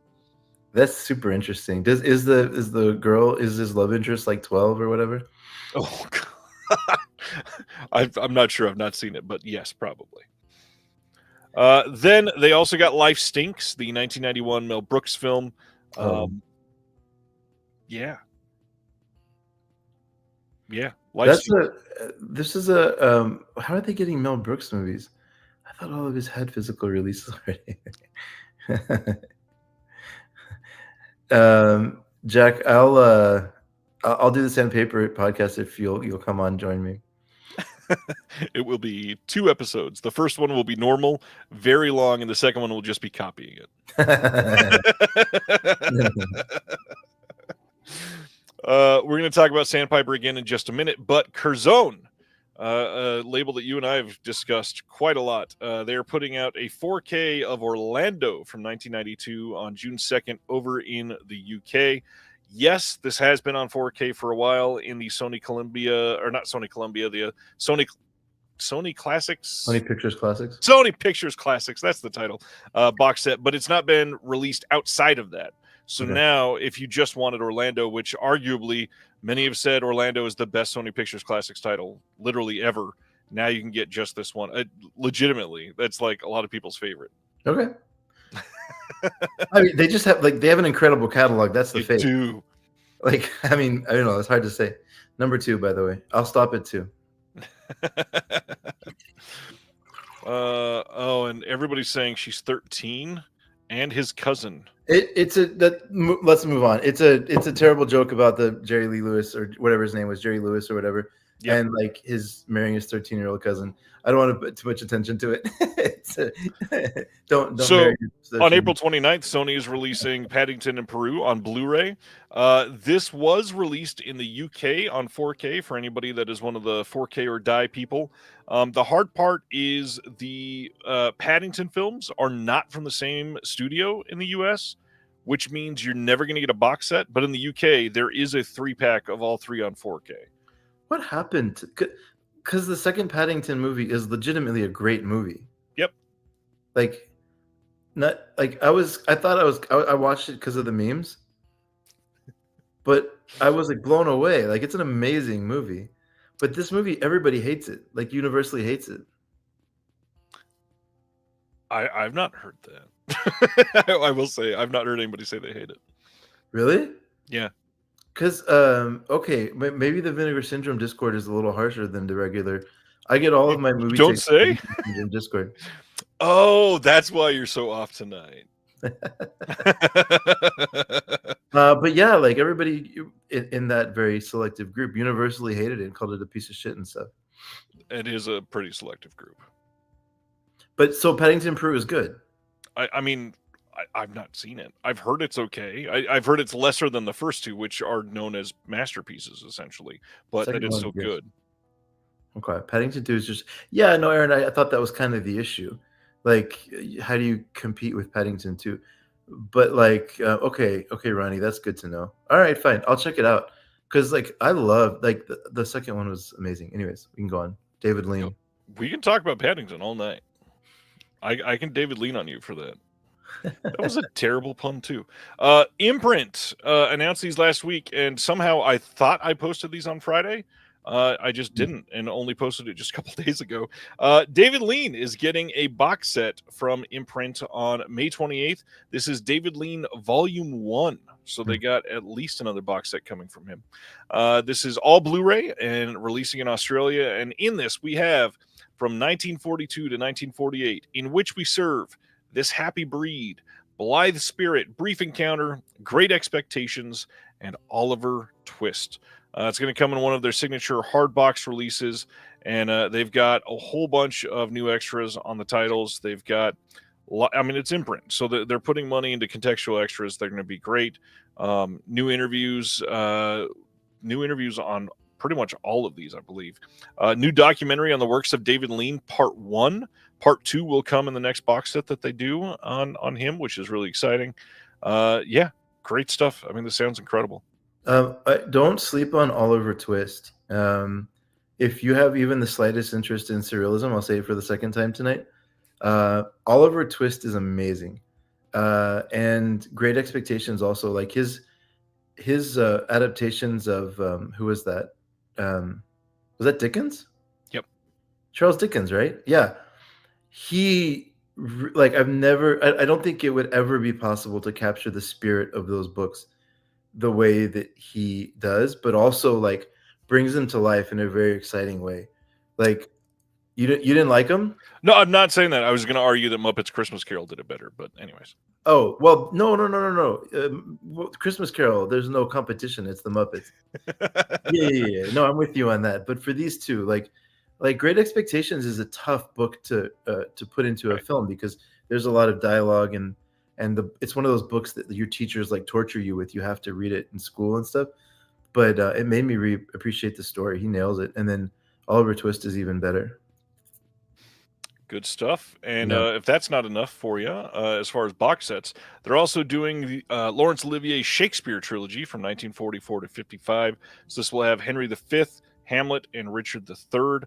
This will be same as the last one, 1,500 copies only, coming in a hardbox release with individual cases for all the films. We've got new visual essay on the film adaptations of Henry V by Martin Criterion. On the Hamlet disc, we had a new visual essay on Olivier's Hamlet and the British War Effort by Criterion. A new interview with the Professor Abigail Roquesson Woodall. And then on Richard III, we got a new visual essay by Adrian Smith. And then a new interview with Guy Adams on the films of Olivier. For Olivier fans, and I know Stan is excited, hopefully to be able to get this one someday, to see this. This is a big deal to get all these in one box set for a lot of people. Is this region C? Or like do you know if this is region locked or not? Because they're just putting out a bunch of out of print Criterion stuff. This is region B. Australia falls under region B. Region C is only certain parts of Asia. Oh, okay. But is it like region B or is it like it will be region free? It'll say region B on the back, but it'll be region free. Okay, yeah. Because these movies are all amazing. Like this set, Laurence Olivier, I think like he's someone that people don't talk about a lot anymore because I don't know what for whatever reason, but like these movies are all excellent. They're very, very well made. Yeah. And if you want more information on Olivier, Stan, who is a super fan or a Stan, as it is called, wrote one, but we had to divide it between two issues. Very long pieces on Olivier that you could check out. The Physical Media Advocate from last year. Really, really interesting takes. I loved reading it. Then their third box set for this month, also coming on May 28th, is Film Focus Carol Baker from 1961 to 65. This is going to include Something Wild, Sylvia, and Harlow. Sylvia is a first time on Blu-ray anywhere in the world. And as usual, you got new extras on here. We got a new interview on Something Wild with Foster Hirsch, new interview with Lucy Bolton on the career of Carol Baker. We've got on Sylvia, where is that? New interview with Foster Hirsch again. New visual essay on Carol Baker by Daniel Kramer. And usually he does stuff on directors primarily, so it's interesting to see him break out into this. And then on Harlow, we got a new interview with Foster Hirsch as well. So brand new extras on all three. Pretty exciting to get these as well. I know there's a lot of people that after Severin put out their Lindsay Baker box set, they got real excited about Carol Baker, and she's gotten some love over the last few years. Yeah, I was going to ask if there's any ties to that, but that's cool. This is all in the same month? All three of those are in May from Imprint, yes. Jesus, what a month. This one was announced later, but also coming from Sandpiper Pictures on the same day as all those ones we talked about. This is The Charge of the Light Brigade from 1968. David Hemmings, Vanessa Redgrave, just, small names in classic Hollywood cinema. Interesting. There's that label. I can't believe I'm blanking on the name right now. Love the guy. He's a one-man shop. He puts out a lot of silent films. Ben Modell is the owner.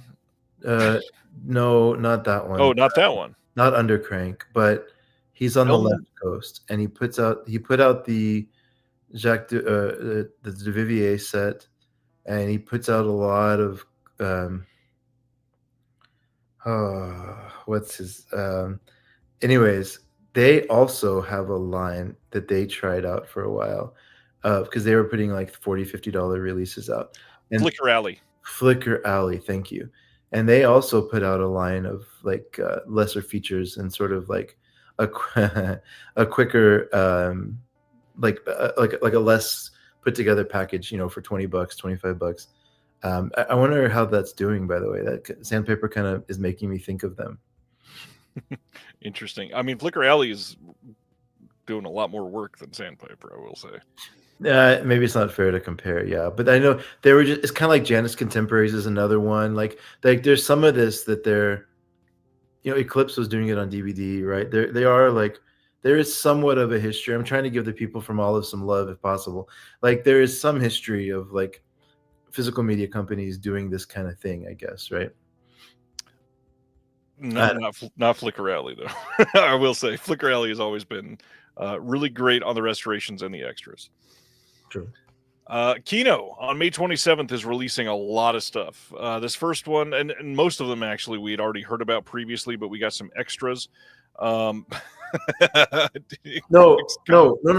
Okay, hold on. Let me find the name of the line. Because Flickr Alley is amazing, but there's a line they tried that's like their like budget line, and they even announced it as that. That's all I'm talking about. Cinema of Discovery. Is that what you're talking about? Because that was what the Duvivier set was. No. They specifically had a whole line that came out that was just because when he came on They Live by Film, he talked about this. It was a whole line, Flickr Fusion. So it was six. Okay, maybe they stopped making them, so maybe it didn't take off. I hope it did, but yeah, like right now, some of them are on sale for like $5. Unfortunately, darn. Well, I hope it takes off for him. But the whole thing was just like it was meant to be this like budget thing. Is my whole point.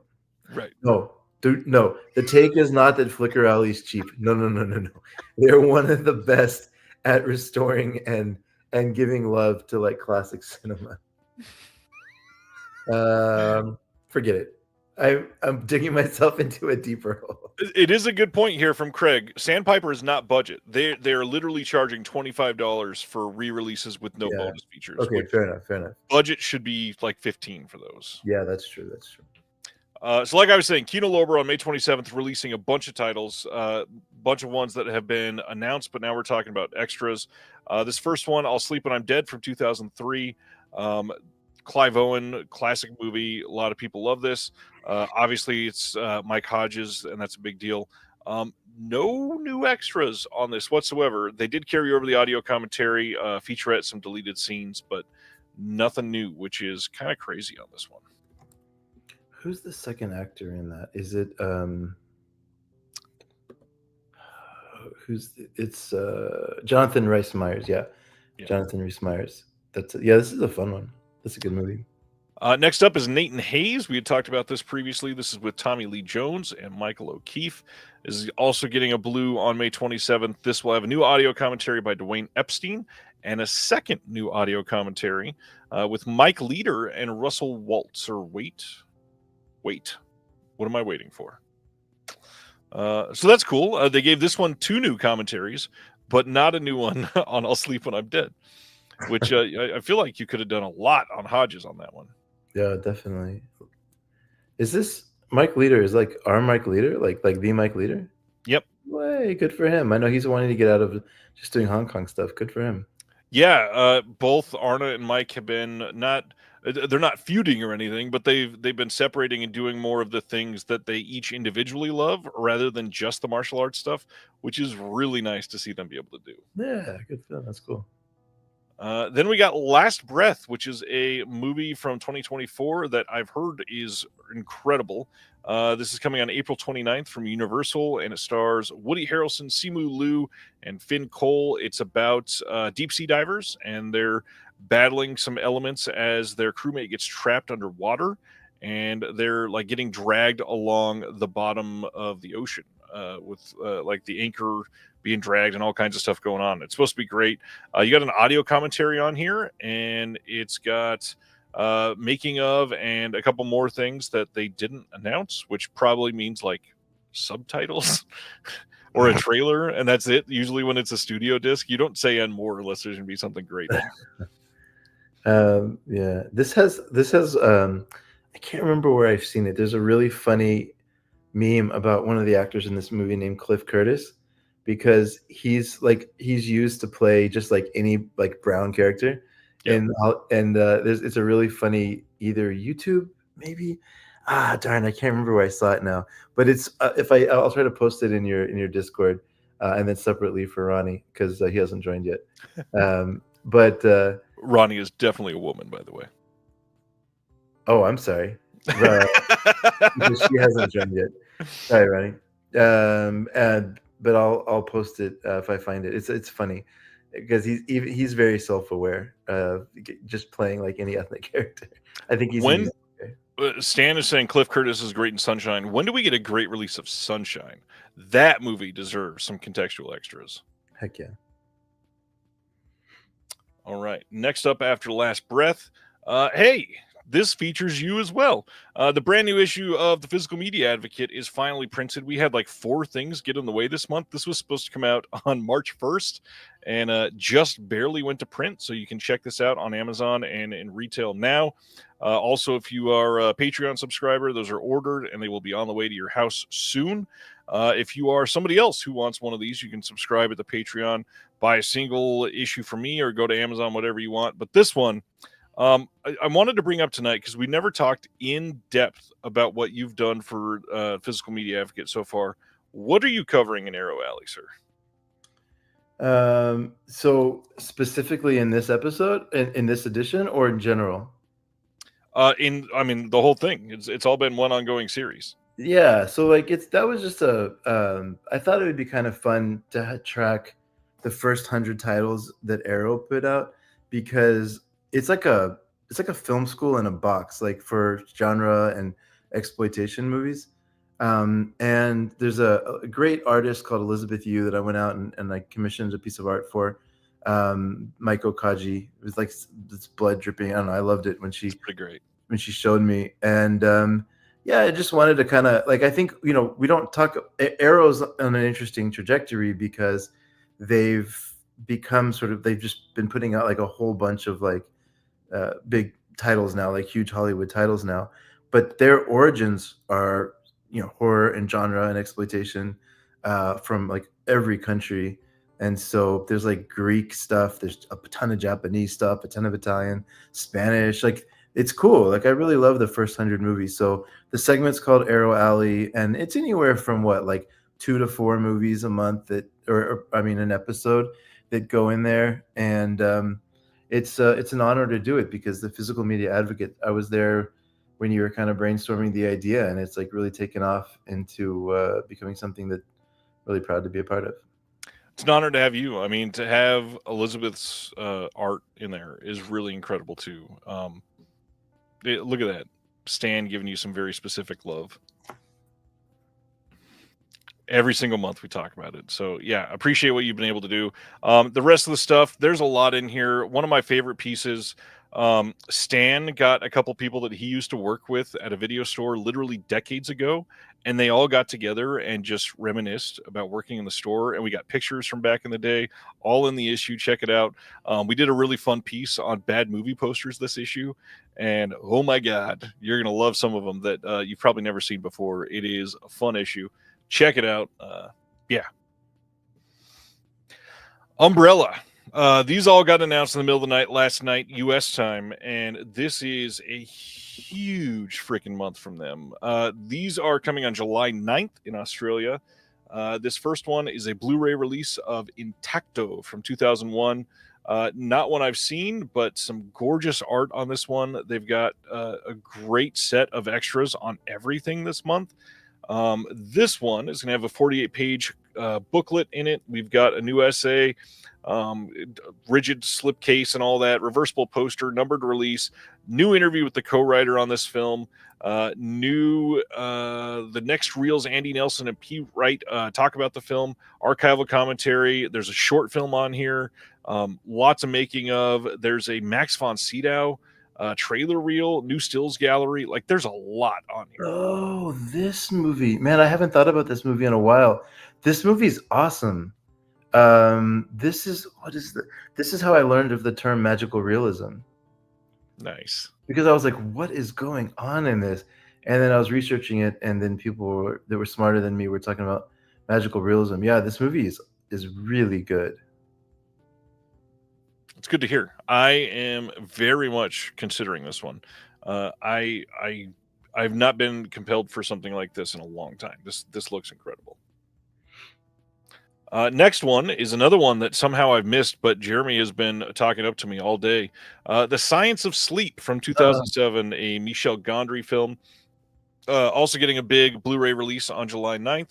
This is also with Charlotte Gainsbourg, who's great, that you and I talked about last year on a couple episodes of They Live by Film. 48-page booklet in this one. Limited numbered release. We had a new commentary by Gregory Ferris. We've got a Dream Spaces, the artist Andrew Frost on the Science of Sleep. Clayman Making of Art featurette. Archival commentary. Lots of other stuff coming in this. This looks like a pretty incredible release. Not to mention the packaging they're putting together for this film seems to really fit with the style of this movie. And just knowing that it's a Michel Gondry film, this looks really incredible. You can even get a calendar. That's cool. You know, Michel Gondry's one that, like, if you like his stuff, you'll like his stuff, right? Like I love this movie, and he's my favorite that I like to talk about if we ever have to talk about like practical effects and perspective, and just doing stuff like he'll instead of using CGI or whatever, he'll all right, sold, Ryan. That's all I needed to hear. I love Heat. He's the kind of guy that would rather create one set that's like all black and one set that's all white with clouds, and then transition the camera so it looks like they're going from sleep to waking up. Like, he would rather do that physically than through any kind of animation. And it's cool. Like, the behind the scene features for his movies are always as interesting or better than the movies, because seeing the way his brain works, it's just like he's an actual magician. Some of the stuff that he does, it's really, really, really cool. And I think this is an underrated movie. This is a fun one. Key Ray is pointing out this is the biggest month for Umbrella on record. And shout out Key Ray. If you are active on Facebook, he runs the Umbrella group and goes live every time they're doing announcements, just to hype them up and get a bunch of people. I think he's pretty close to a full Umbrella collection, if I remember right. Like a full Umbrella collection, like for the last couple decades. Like trying to get all the DVDs. I'd love to know how far away you are, Key Ray. Let me know in the chat here. The full Umbrella sounds like a sex thing, but in Australia it is. In Australia it is. But that's super impressive. Thank you, Kerry, for your good work. Next up from them is another big one, Ozploitation Rarities Volume 3. This is going to cover 1975, 82, and 85. And we've got Scobie Malone from 75. We've got Goodbye Paradise from 82. And then The Empty Beach from 85. All of these are getting brand new Umbrella restorations. So they're going to look incredible. This is going to come, if you buy the deluxe box set, it'll have a 48-page book, some poster cards, reversible posters. It'll be a limited number release. And their first two Ozploitation sets are incredible. This has new commentaries with the filmmakers. It's got interviews with the producers. It's got a lot of stuff. I mean, literally all three titles, brand new extras. This is a pretty incredible set, especially if you're looking to get into Ozploitation. To get 3 restored titles from an Australian company that's proud of them, this is a big deal. I love the work they're doing with Ozploitation. Ryan, I hope I'm not wrong with this, but I think some of the ones from the first box are part of the partner releases with Vinegar Syndrome. I think. I'm sorry if I'm leading you astray, but I do think there's another way to get those. But yeah, these are must buys. The Ozploitation movies are so fun, especially when they get brand new restorations. They look amazing. Yeah. There you go. Key Ray confirms I have a full set and always up to date. That is wild. Is that more impressive than a full Criterion collection? What's Umbrella up? They put out a lot of stuff, and there's a lot of stuff that doesn't even like come over. We don't talk about. Well, and not only this is not only like current and Blu-rays, but like DVDs from more than 10 years ago. Huge number of titles from Umbrella.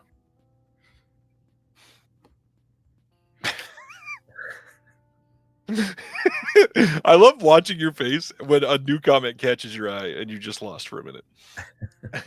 I was thinking of, I don't know if Aaron's comment is a reference to The Office, but that's a great episode from The Office. Then we've got Neverland Nightmare from 2025. This is the third film in the Twisted Childhood universe, otherwise known for many people as the Poohniverse. Okay. Since the other two are the Winnie the Pooh movies. This is going to include one of their kids' books that they did for the first two of the Winnie the Pooh books. It's a 16-page book. You've got deleted scenes, 16 art cards, and some more.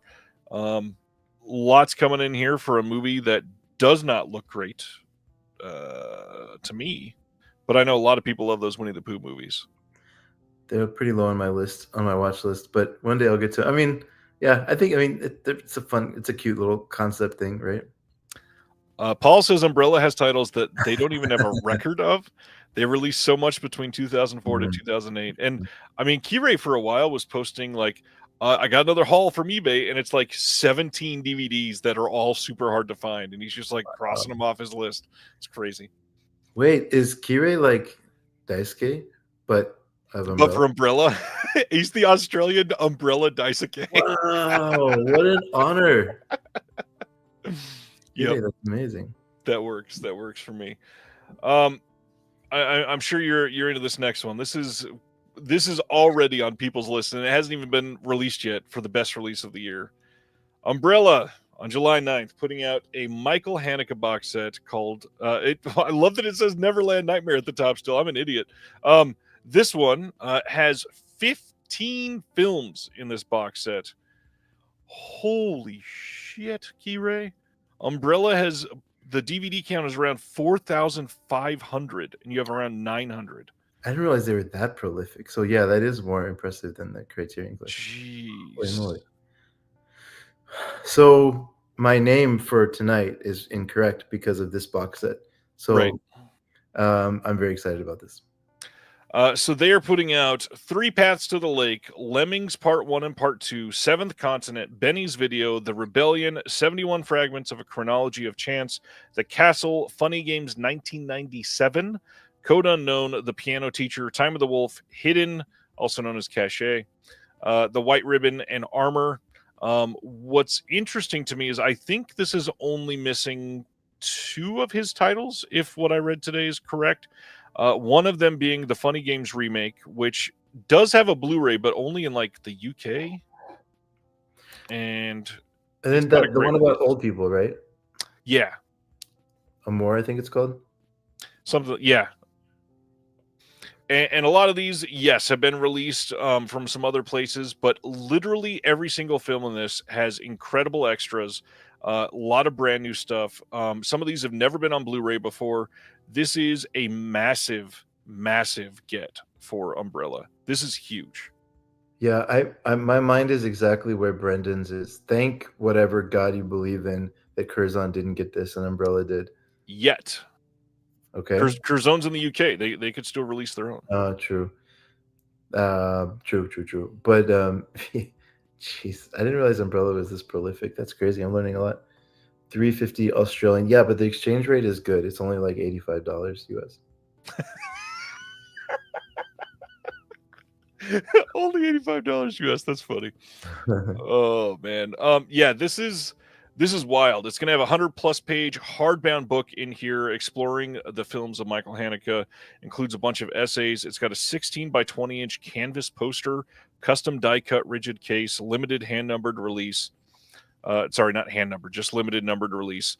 And then on top of all that, like I said, extras galore. So on Lemmings, there is Alexandra Heller-Nicholas doing a visual essay on those films. We got an interview with Haneke that's brand new.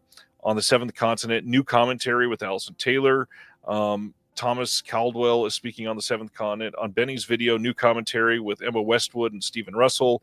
A lot. There's so much that is coming on these. It is wild how much we're getting. New commentaries on most of the titles, new interviews on a lot of the titles. I really do just wish it must have been something with licensing. It would have been great if they were able to get all of the titles. Yeah, I don't. If anyone wants to who is somebody said, Paul, you only seen Piano Teacher. Obviously, a lot of people are going to be talking about Funny Games, rightfully so. But don't sleep on The White Ribbon. That movie is super, super good, and I think it's going to get rediscovered through this set. Like, yeah. But I remember I saw White Ribbon in theaters, and I just remember feeling like, holy cow! Like, why aren't people talking about this? It's a really, really, really good movie. Wanted to shout out specifically on Hidden or Cache. William Bibiani and Whitney Seibold are on the commentary. I think they both do a visual essay or maybe a commentary for another title as well. I think it's Funny Games, actually. Bibiani has been on the channel. He's a friend of mine, really great critic. Check him out. He does incredible work and does not get enough love. That's awesome. Yeah, Cache has, you can't really call it a jump scare, I guess. That's not fair to it. But like it has one of the best like surprise, just like brutal, shocking moments, I think, in because the whole film kind of builds suspense and you have a lot of false starts. And then when it hits it hits in such a great way. Yeah, Adam, yeah, I agree. It's it's a great movie. Brendan wants to know how many of these are HD debuts. Aaron, I think I remember him having that answer earlier. I think it's 2 or 3 are HD debuts. Something like that. Restored by Sandpiper. Stan, the remake of Funny Games is not included. You are correct. It is just the original. Haneke himself directed both of them, and there's got to be something worldwide with the rights that it's not able to get another release because it should have had one by now. And no, do you not like either one of them? No. The original Funny Games is amazing, but the remake is like, why? Like, there's no point for the remake. Don't just watch the. I disagree fully, primarily because of the chemistry and the actors in that one. I prefer the actors in the remake. Hard disagree. The like it's the most unnecessary thing. I will say it's better than Spike Lee's remake of Old Boy. Pretty much everything is. But I mean, I love Naomi Watts. She's incredible in that, and Tim Roth is amazing, and Brady Corbet, who was just a big renowned filmmaker for last year for The Brutalist, was also in it. I think if I hadn't seen the original first, if I had seen the US one first, I'd probably be like super into it. But it's just like the original, but worse. Like, why would you remake it? There's no point. It's not worse, man. No, it's like the same thing. It's like there's a difference between the original idea versus someone being like, okay, I just need to do that when I act. I love all those actors in it. Like, I'm not like I would, they're all great. No, like it's the same director purposefully making a shot by shot remake. Like, that's not worse.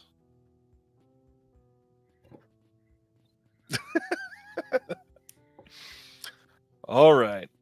Carrying on. It is better. It is better that he did it for sure than like some cheesy American studio that does not giving him credit or something. Exactly.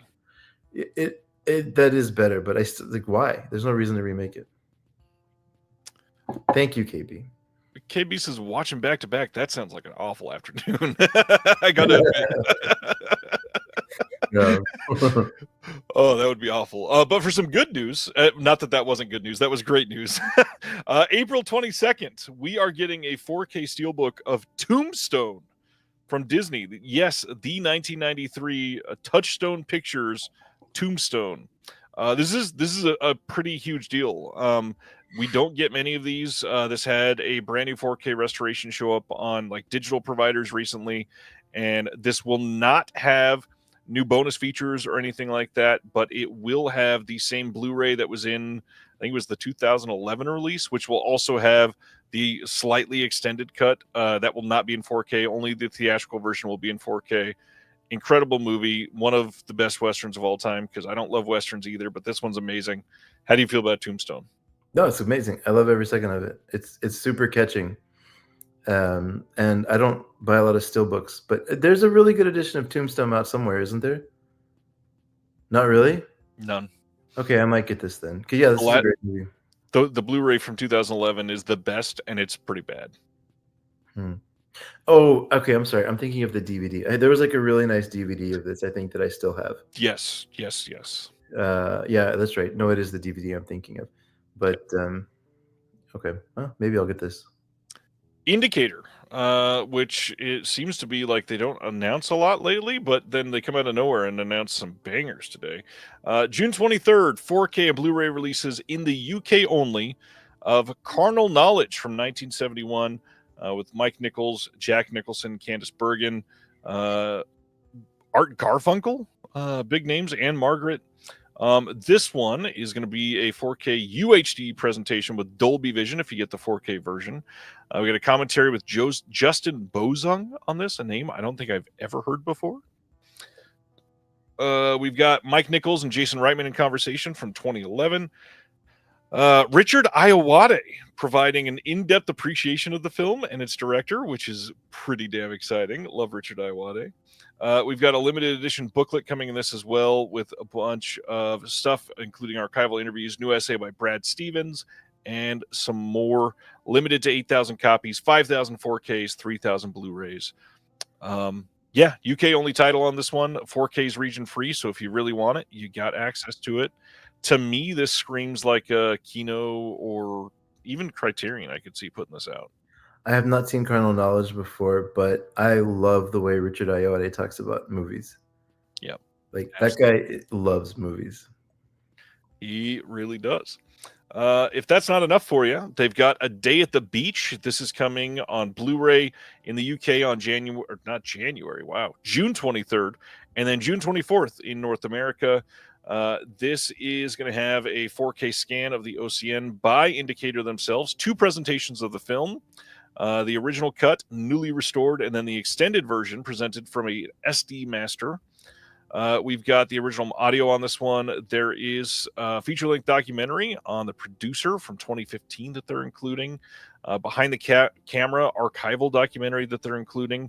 New English subs, and then a limited edition booklet like they always do with their releases. This is a big one. I'm surprised they're not highlighting this more, or the C word, carnal. Close. Are you talking about it's weird that they're not marketing that Roman Polanski wrote it and they should lean into that? Yeah. I don't know, for some reason they left that out. But then also this has Peter Sellers, and I think it's interesting. He's credited as a queen. I don't know why he chose to credit himself that way, but he's in this. Yeah, this is a fun one. This is a good one. All right, that's A Day at the Beach. It's a good movie. And then final 2 titles. These ones are interesting because they don't get a lot of US only titles or North America only titles. These next 2 are coming out in the US only, no UK releases. This is The Gentle Gunman from 1952 getting a 4K and Blu-ray release. This is a interesting way to approach these. It's got a 4K presentation with Dolby Vision. It's going to have a 2025 director and screenwriter James Dearden introduce his father's work. There is a piece from The Guardian from 1983. That's an interview with Dick Bogard. A closer look at The Gentle Gunman from 2022.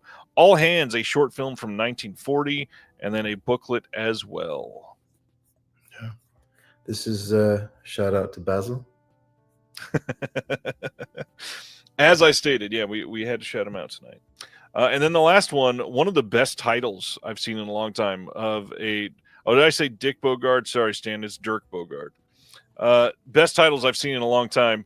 The Ship That Died of Shame from 1955. The other one from Indicator that's getting a North America only 4K and Blu-ray release. This is starring Richard Attenborough. And we've got a James Dearden introduces his father's work on this one as well. There is an interview with Richard Attenborough from 2001, an Uneasy Alliance from 2023, where an author and film historian Neil Sinyard delves into the world of Ealing Studios. We got a short film from 1940 again on this one. We got another limited booklet, and love the cover on this one too. Yeah. I don't know much. I mean, Richard Attenborough is one of these guys that like really like sells it when he's acting. Like he really goes for it. Yep. So this seems like a fun action movie. I haven't seen it, but I do want to see it. Then, April 29th, in the US, we are getting a 4K steelbook from Warner Brothers of Lethal Weapon from 1987. And this seems to be some of the most divisive cover art I've ever seen. How do you feel about that one there, Chris? What's wrong with people? Why would they put this as the cover for this would be a better cover for Loaded Weapon. Mm-hmm. Like, this is not a cover for Lethal Weapon. Like, no. I mean, yeah, there's humor in the movie, but like, what the hell is this? I feel like they couldn't get likeness rights, but even then, like a picture of a gun with the words "lethal weapon" would have been better. No, anything. Like, yeah, this is like, this is horrible cover art. But like, both in the sense that it's not good creatively, but also it's not at all a representation of the movie. No, not even a little bit. No, they fired the art department. Yeah, exactly. How do you feel about Lethal Weapon, the movie itself? It's great. It's wonderful. Like, yeah, this is a like, we're going to talk about VSA a little bit later. This is not necessarily a VSA release, but like, this is the kind of thing that VSA releases are trying to be, right? Like, this is a great, it's like a perfect studio action movie. Yeah, it's wonderful. Obviously, great writing from Shane Black, directed by Richard Donner. Fun movie. Interested to see it in 4K? Yeah. Error 4444 has started announcing more titles. The first one here is Alone from 2007. There is a collector's edition pre-order that they're going to be announcing soon. But this one, the trailer they put up looks pretty damn creepy. I've not seen this one, but it looks very interesting. I love Error 4444 because like, it's rare that it's rare that I've heard of a movie they put out, but I love them all so far. So I don't usually have a lot to say like ahead of time with these movies. Some of the early ones they put out were pretty much like classics that have been begging for a release for a long time. I don't know about this one. Maybe it's in the same boat. I haven't heard of it, but I'm a huge fan of what they're doing. The only thing I will say a negative about Era 4444, because I love these guys to death, I wish they had an option of no Chotskys. That's the only thing I would say. I hear you on that one.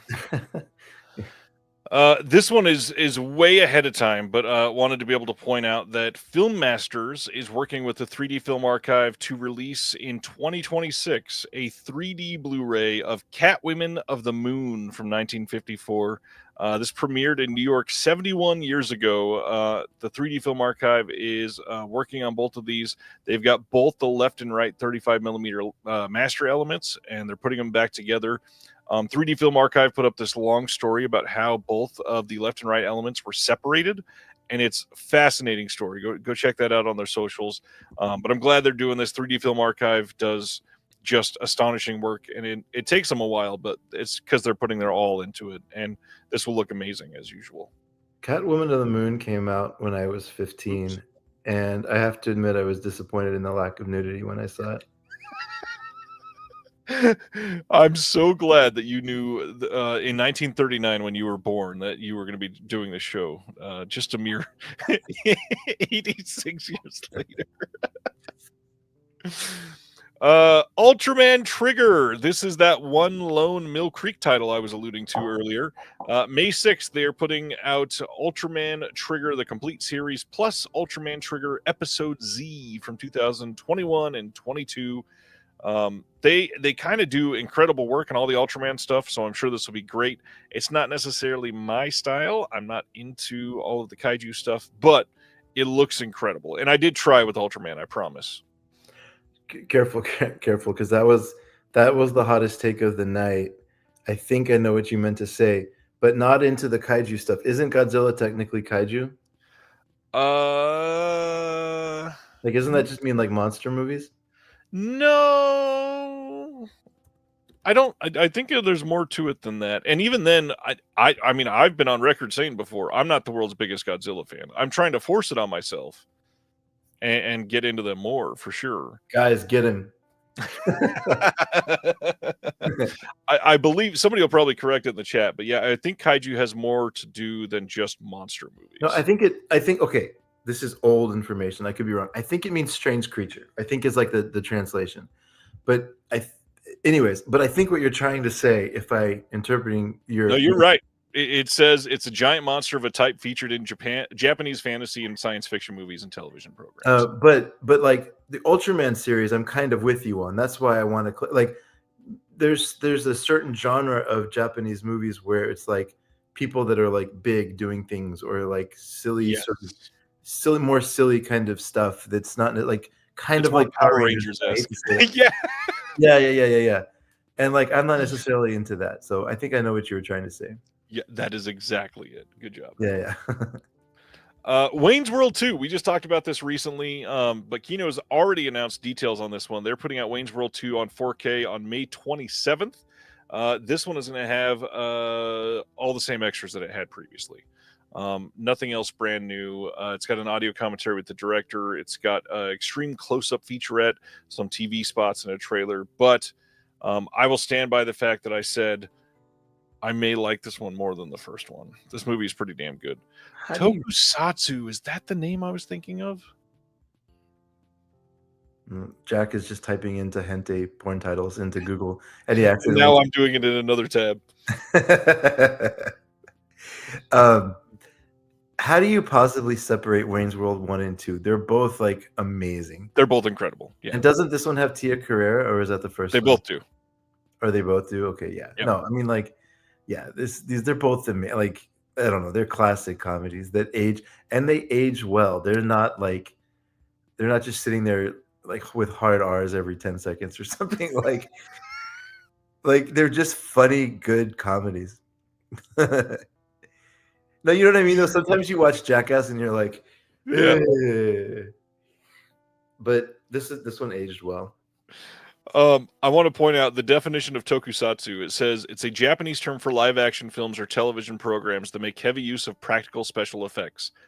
And that's the whole definition on Wikipedia. But it says kaiju is a subgenre of tokusatsu, which is very interesting. So I don't even know what I meant then, because it's clearly not everything involving practical effects. That's my favorite. Ryan's taking practical effects. Give me all that blood and CGI, please. Oh, man, that is awful. And then on the same day, May 27th, they are putting out their 4K of Kingpin that we talked about fairly recently. This one does get a new audio commentary with Brian Reisman and Max Every. Not sure. This will likely get a two-sided cover so that you could flip it around if you want, but they've not announced that part yet. I'm sure it will be coming soon. You know, I wish, like, I don't love this cover. I mean, the artwork is fine, but it makes it look almost... You what? This is a terrible poster. Okay, good. Yeah. Because it makes it look almost like a Porky's or something. And like Kingpin is a really funny movie. And it's not, I mean, Porky's is funny too, but like it's nothing like it. Like it's, I don't know, it's a little, I think this poster is making it seem like it's some silly slapsticky kind of thing. And like it has that, but it's not necessarily that. Like no. Kingpin is a smart comedy and it's very funny actually. Yeah, this is very, very good. That is it, my friend, for the announcements. We went through all of them. We do have one more thing to cover, like we always do. We've got what is coming out next week, in case you happen to have forgotten. And so we are leading with Night of the Creeps 4K from Scream Factory. Let me zoom out here just a little bit. The Brutalist 4K from A24. Night Moves 4K from Criterion, one that I'm looking very much forward to. Tommy Boy 4K from the studio. Don't Torture a Duckling 4K from Arrow. Black Sheep 4K from Kino themselves. Baby Girl 4K from A24. All of the OCN stuff for the month of March is going to be here, but nothing that is brand new announcements necessarily. The Glass Web 3D from Kino also this week. Star Trek Lower Decks, the complete series. Shaw Brothers Classics is continuing down their line of these excellent box sets. Have you gotten any of those Shaw Brothers sets yet? Yeah. The Shout Factory was. Which one is this one? Volume 6? This is volume 5 or 6, one of the two. I've got 4 at home. I've got them all. They're so expensive, but they're so great. So damn expensive, but like, yeah, and I don't mean to always shit on Shout Factory because I'm happy that they're putting these out. But like, I think they're using, I think in their brain, like commentary means like we did a good job on special features. And I know I'm being super nitpicky, so forgive me. I'm very happy they have commentaries. But what they did for these releases is they would get like 2 people and just have them alternate on commentaries for the whole set. And they did that, I think, in lieu of like a lot of interesting behind the scenes stuff. So I'm just hoping that I haven't listened to the commentaries yet. Maybe they got the right people and maybe they're amazing. I just hope that they are, because I think they didn't necessarily, like what Vinegar Syndrome or Severin or Mondo does, is they really give like the context for the film, and they get people involved and all this stuff. And I don't think Shaw's not really. I mean, Shout Factory's not really doing that. They're putting the commentaries on there. So I hope at least the commentaries do that. They are doing some of that, just not as much as they should be. I would agree. But your boy Frank Jang is on a lot of them, so that's a good thing. Not as much as I would hope. Maybe this is just my way of saying I wish he was on more. I completely understand that. Yeah, no. But I wish. I mean, but the people could be great. Honestly, like I saw it and I was like, man, there's like so much to say about Shaw Brothers. I wish there was a little bit more. That's all. Well, they still have like 814 titles they can release, so we'll see. I know. Warner Archive next week. Magilla Gorilla, the complete series, The Four Horsemen of the Apocalypse. The Radiance release of The Eel, Diary of a Chambermaid from Kino, Sadie McKee from Warner Archive. We got Suddenly in the Dark shipping fairly soon from TerraVision. I don't think it'll be next week. I think it'll be shortly after that. Hitman from Warner Archive, Earth 2 from Warner Archive, The 10th Victim from Kino, and some standard editions from Arrow. The Lady is the Boss from 88 Films. Memoir of a Snail is coming out in a single feature release or a double feature release if you want Mary Max, which is also an incredible film. Hijack Highway from Kino getting its release next week. Monogram Matinee Volume 1 from Warner Archive. Curious to see how they take that in the future. Hong Kong from 88 Films. An Amorous Woman of the Tang Dynasty from 88 Films as well. Bobby Joe and the Outlaw from Kino Lorber. They've got a couple others. Dance or Die coming from TerraVision the next couple weeks. Gushing Prayer as well. Revenge of the Radioactive Reporter is shipping now. And I think that's it for the most part. In Custody, The Proprietor from Cohen Media. Any of these you got pre-ordered or excited about here soon, sir? I mean, wait, did you just pass Her Body as coming out in March 25th? It's the standard release. Oh, okay. I was gonna say Her Body's cool. That's a good one. And Delicatessen. I would say if anybody hasn't seen Delicatessen, for the third time tonight, I'll say if you have even a slight interest in surrealism. No, you know what Delicatessen is, to tie it into tonight? It's a movie that reminds me the most of Brazil of any movie I've ever seen. Like if you're a fan of Brazil and you haven't seen Delicatessen, fix that because you'll love it. No, I looked at what I spent on movies in 2024. I made the mistake of like breaking that out. And so I'm in a little bit of a slowdown on purchases. The Vinegar Syndrome stuff I'm going to buy. And like, I'm really, really focusing on like must-haves. So, like the Hanukkah set comes out and 2 months worth of stuff. Yeah, the Hanukkah box is crazy. I know a lot of people that went pretty nuts today getting that immediately. So I'm sure that's going to be a big thing for a lot of people. When we hang up, I'm going to get it to make sure I don't miss it. Because I can't imagine what the aftermarket prices are going to be on that. Yeah, that's a great question. When it's already expensive and coming from a company that the shipping threshold is lower than the box set, so it's already free shipping. That's a pretty big sign. Yeah, it's funny. I forgot to mention this earlier. By total coincidence, so there's a guy on Reddit named Tim, and he watches like 1,200 movies a year or something. He's just like always watching movies. And we started connecting on Reddit, another Reddit connection. And so once a year we do a director's series. We've done it a few years in a row. This year we're going through Michelle Haneke. And I thought it was interesting. We're 3 movies in. It's my fault that we're not deeper in. We started in December, and I've been busy at work, but it's really hard to find his early stuff. So one of the things I'm most excited about are the early TV releases they put on there, because those are both on really really bad prints on YouTube right now. So if you go on Reddit, you can find, and the boutique Blu-ray thing. There's 2 or possibly 3 movies from Michelle Haneke that are on there, and over the course of the year we'll finish them all. So the timing of this box set was like too good. I was like, wait, really?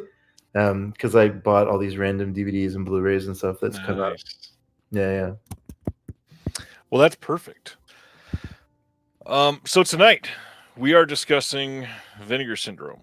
We're going to be discussing the Sublabel specifically, not just the regular Vinegar Syndrome line. We're going to be comparing them, trying to define what they are, specifically these ones listed here. We've got Vinegar Syndrome Archive, Vinegar Syndrome Labs, Vinegar Syndrome Pictures, Vinegar Syndrome Ultra, Cinematograph, and Degauser Video. Distriptix is sort of its own thing over on Melusine, and they got it listed here because they list a couple of them. But really, there are 1, 2, 3, 4, 5, 6. Yes, 6 sublabels that fall under Vinegar Syndrome. So we're going to be breaking those down, defining what they are, talking about some titles in each line, and then at the end, ranking our favorites in order of the 6 lines to go with Chris's podcast. It's a really fun conversation, I think, because you get to hear him covering all these on Punk Vacation. So go check out that show if you haven't. It's perfect. So let's get into this. Our first one up, which we probably should go in reverse order to end with the most controversial one. Let's talk about Degauser Video. So this is the line you can see here on the screen, and I'll zoom in so you can read it. Degauser Video is a brand new label created by several of the devious minds behind VS, which will bring to Blu-ray deluxe editions of both canonical and underseen shot-on-video genre cinema, in addition to work shot on film, but edited on tape, wherein the original film materials are believed to be lost or destroyed. Similar to Vinegar Syndrome's focused on film preservation, Degauser will work only from original analog tape materials, with an emphasis on maintaining the aesthetics inherent to each respective video format. Additionally, each title released by Degauser will be made available in an ultra-limited new VHS edition fitted in a custom-designed hard-shell light box, which I don't have any of, so I can't speak on the first-hand knowledge of those, but they are pretty interesting, to say the least. So let's talk about Degauser. What are some of your favorite titles that have come out on this line? I know it's super controversial, but their transfer of, if we take all the business practices aside, their transfer of Cannibal is awesome, and their release of Cannibal the Musical is awesome. And I do want to give love to the work they did on that film, because that, well, I should say movie, because the whole point is it's not shot on film, right? So that movie, it's really, really good, and they gave it so much love. And that makes me happy, because Cannibal is a great, fun movie. They have the VHS of Divinity that's showing there.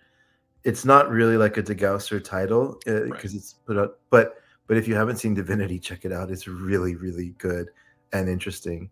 Redneck Zombies is amazing.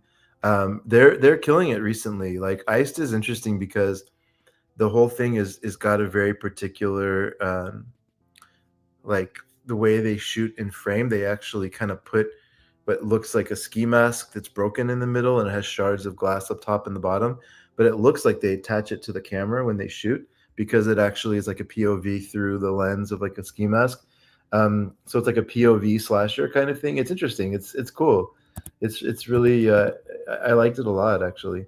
And then there's one, and it's from a director that only made 3 movies, and the name of the director is escaping me for a second, but Bloodcoat, that guy, he only made like 2 or 3 movies. It's interesting that they all have come out through like a Vinegar Syndrome, some part of Vinegar Syndrome universe, but they haven't come out through the same one. And then Herencia Diabolica is kind of, it's just a really fucked up movie that like it's super inappropriate on like multiple levels and is horribly offensive. But it's kind of fun. Funny enough, that's the one that I was going to say is my favorite from this line so far. Awesome. I think it's a really incredible.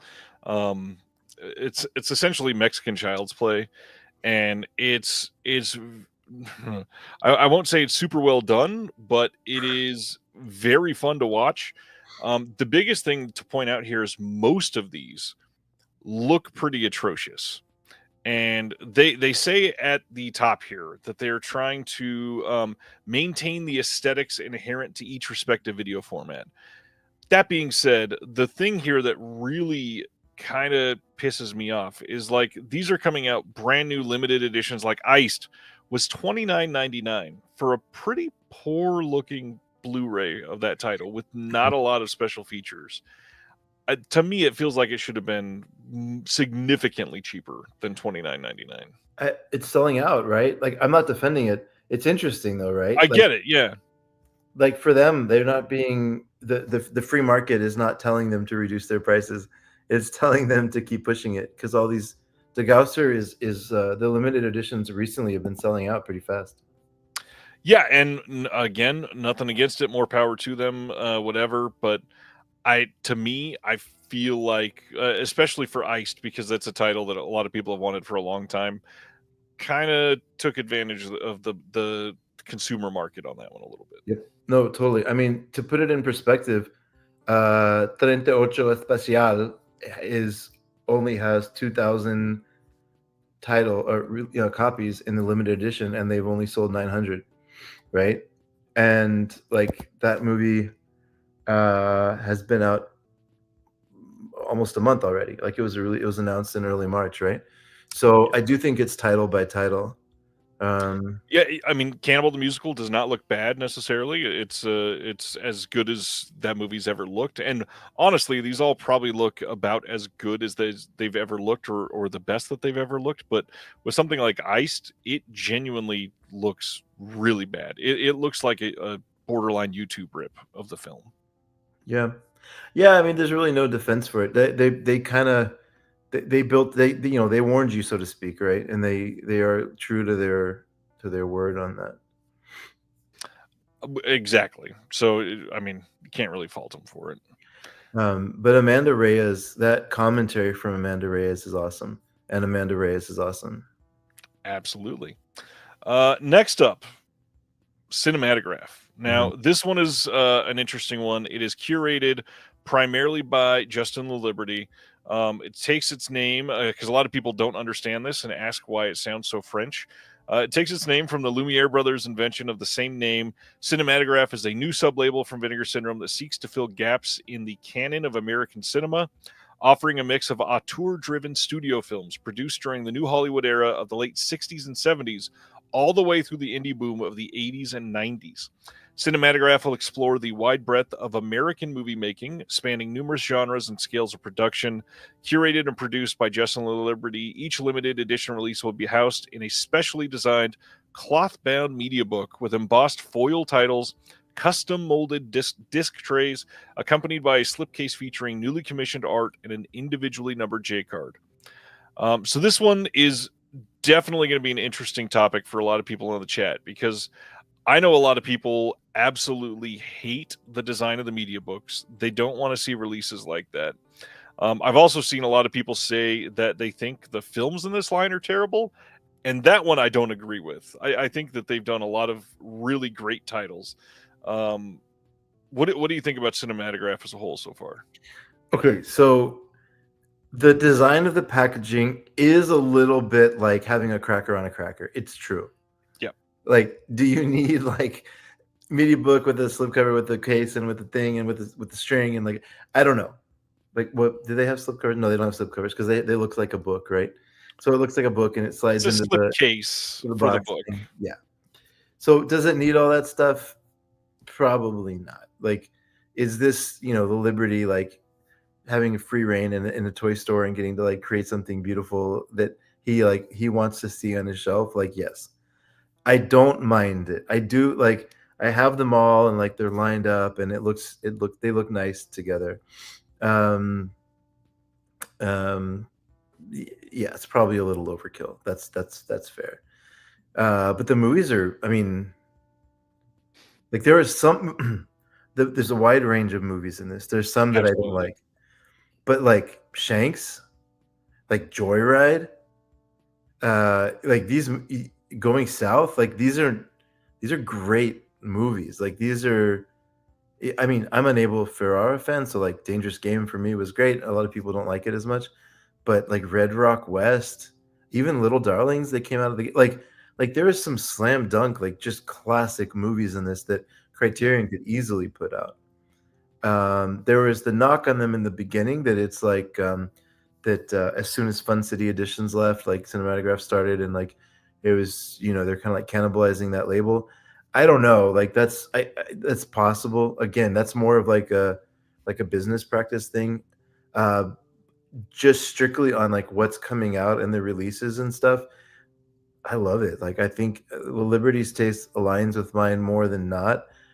I think The Last Embrace is terrible, and like because that's up there on the screen right now. There are some bad movies in the line, but like, you know, I mean, y'all, based on the conversation tonight, God forbid y'all see my curated list of stuff that comes out. Yeah, I mean, the note about Fun City leaving and their style being cannibalized is an interesting one, especially after we just talked about Degausser. I mean, you can make the same argument that a couple labels started doing shot on video on Blu-ray, and they proved that people would be willing to buy them on Blu-ray, and VS said, "Well, fine, let's jump in." I don't know that that's the case, but it very well could be. Um, with this line, I get the style for a lot of them. I will say one thing. This is probably the most the line with the highest highs for art, but also the lowest lows for art for me. Like the cover of Little Darlings, I think we all kind of agreed is not great because they couldn't get likeness rights. But I think the choice to do like the coffee splatter or whatever it is just did not look great with that film. But something like Who Killed Teddy Bear, the cover of this one is genuinely incredible. I think the film choice here is really interesting. I mean, going all the way from Go Fish to Shanks within a matter of a month or two is that is pure range. I mean, William Castle, Ferrara, Yeah. John Dahl, like the directors that you've chosen in this line is very interesting, at least. But um, I understand for a lot of people that the tastes don't necessarily align, but I don't know. There's some really interesting choices in this stuff. Bang the Drum Slowly is one that I would say if you're trying to show a sports movie to somebody that doesn't like sports, Bang the Drum Slowly is the perfect film because it's really more of a story about a friend who's doing everything in his power to help another friend. Um, and it's a super sweet movie. And like it's really good, and it happens to be about baseball. Uh, yeah, I mean, guilty. You know, funny enough, I don't hate Hitchcock. Yes, hilarious. I defend Hitchcock a lot, and there's a book where Truffaut interviews Hitchcock, and I think it's literally just called Hitchcock Truffaut, but it's one of the best film books ever made because Hitchcock is an actual genius, and Truffaut is like a super fanboy who also is super talented as like just a creative person Yep. and like asks interesting questions. And so like if you're interested in a film book, there's a video of it somewhere, but there's also a book that came out of those two interviewing each other. That's one of the best things about film I've ever read. I'm cool with Hitchcock. I think he's a little bit overrated. I will say that. I think people like just I don't know, like he's good, but I don't know if he's like Hitchcock. Um, so that's my official position on Hitchcock since it's come up a few times. There's some movies like the one on the train. Uh, oh, sorry, I can't remember it now. It's not, but it's like amazing. Strangers on the Train. No. It's the one about where they Oh, anyways, whatever. This is not a good live show. There's a few. I'll look up his films, and there's like a few that are incredible. 39 Steps is amazing. Lady Vanishes is amazing. Rebecca's amazing. Like there is some really, really great stuff. I just don't vibe with Vertigo because I think the character's a dick. I mean, there's so many funny comments. Yeah, and Hitchcock, I believe, is KB's favorite director, so he's probably probably a little bit frustrated at the moment. All right, so that was Cinematograph. Going to our next one. This is the big boy. VSU, Vinegar Syndrome Ultra. Okay, that's a good point, Craig. Sorry. Craig got me. Yeah, if you look at every movie where the main character is a dick, I guess it's not really fair to say that. I just didn't vibe it. Sorry, what were you saying? Vinegar Syndrome Ultra. We've got 11 titles in total. We've got The Beastmaster, Stick String Samurai, Cloak and Dagger, Roadhouse, Sidekicks, Showgirls, Daryl, Southern Comfort, Navy SEALs, Congo, and Virtuosity. And they're right up at the top of these. It says VSU is a Vinegar Syndrome sublabel focused exclusively on, I love this word choice here, extravagant UHD Blu-ray releases of major 80s and 90s titles that might not always fit into the regular VS milieu. So these are giant boxes that are overly designed with magnets and a fancy ribbon to pull out everything. It's got the 4K and Blu-ray. It's always 4K, always pretty big titles. It's got a big booklet, and it takes up a lot of space on your shelf. Genuinely huge titles here. I mean, we're talking Chuck Norris, Patrick Swayze, Cloak and Dagger, big one from a lot of people's childhoods. Beastmaster, the same. Showgirls is huge. Southern Comfort is a massive one. Navy SEALs was referenced in Clerks. Congo, pretty big title for a lot of people. How do you feel about the VSUs here, Chris? You know, it's interesting now that all of the lines are getting up, or most of the lines are getting up to like 12, 15 releases. Sorry. One interesting thing I will say about most of the lines is that none of them really follow like a true pattern. Like if you look at VSU, it's easy to say it's like big Hollywood movies that they're getting access to, right? That's the comment I was laughing about a second ago. But like, you know, Daryl doesn't fit in that category. It's like big Hollywood movies and also family movies. Yeah, Hollywood and children's films. Yeah, that they like, right? And I mean, and Showgirls. Yeah, totally. No, Sidekicks and Showgirls next to each other is funny to see. Well, look at the three in a row: Sidekicks, Showgirls, Daryl.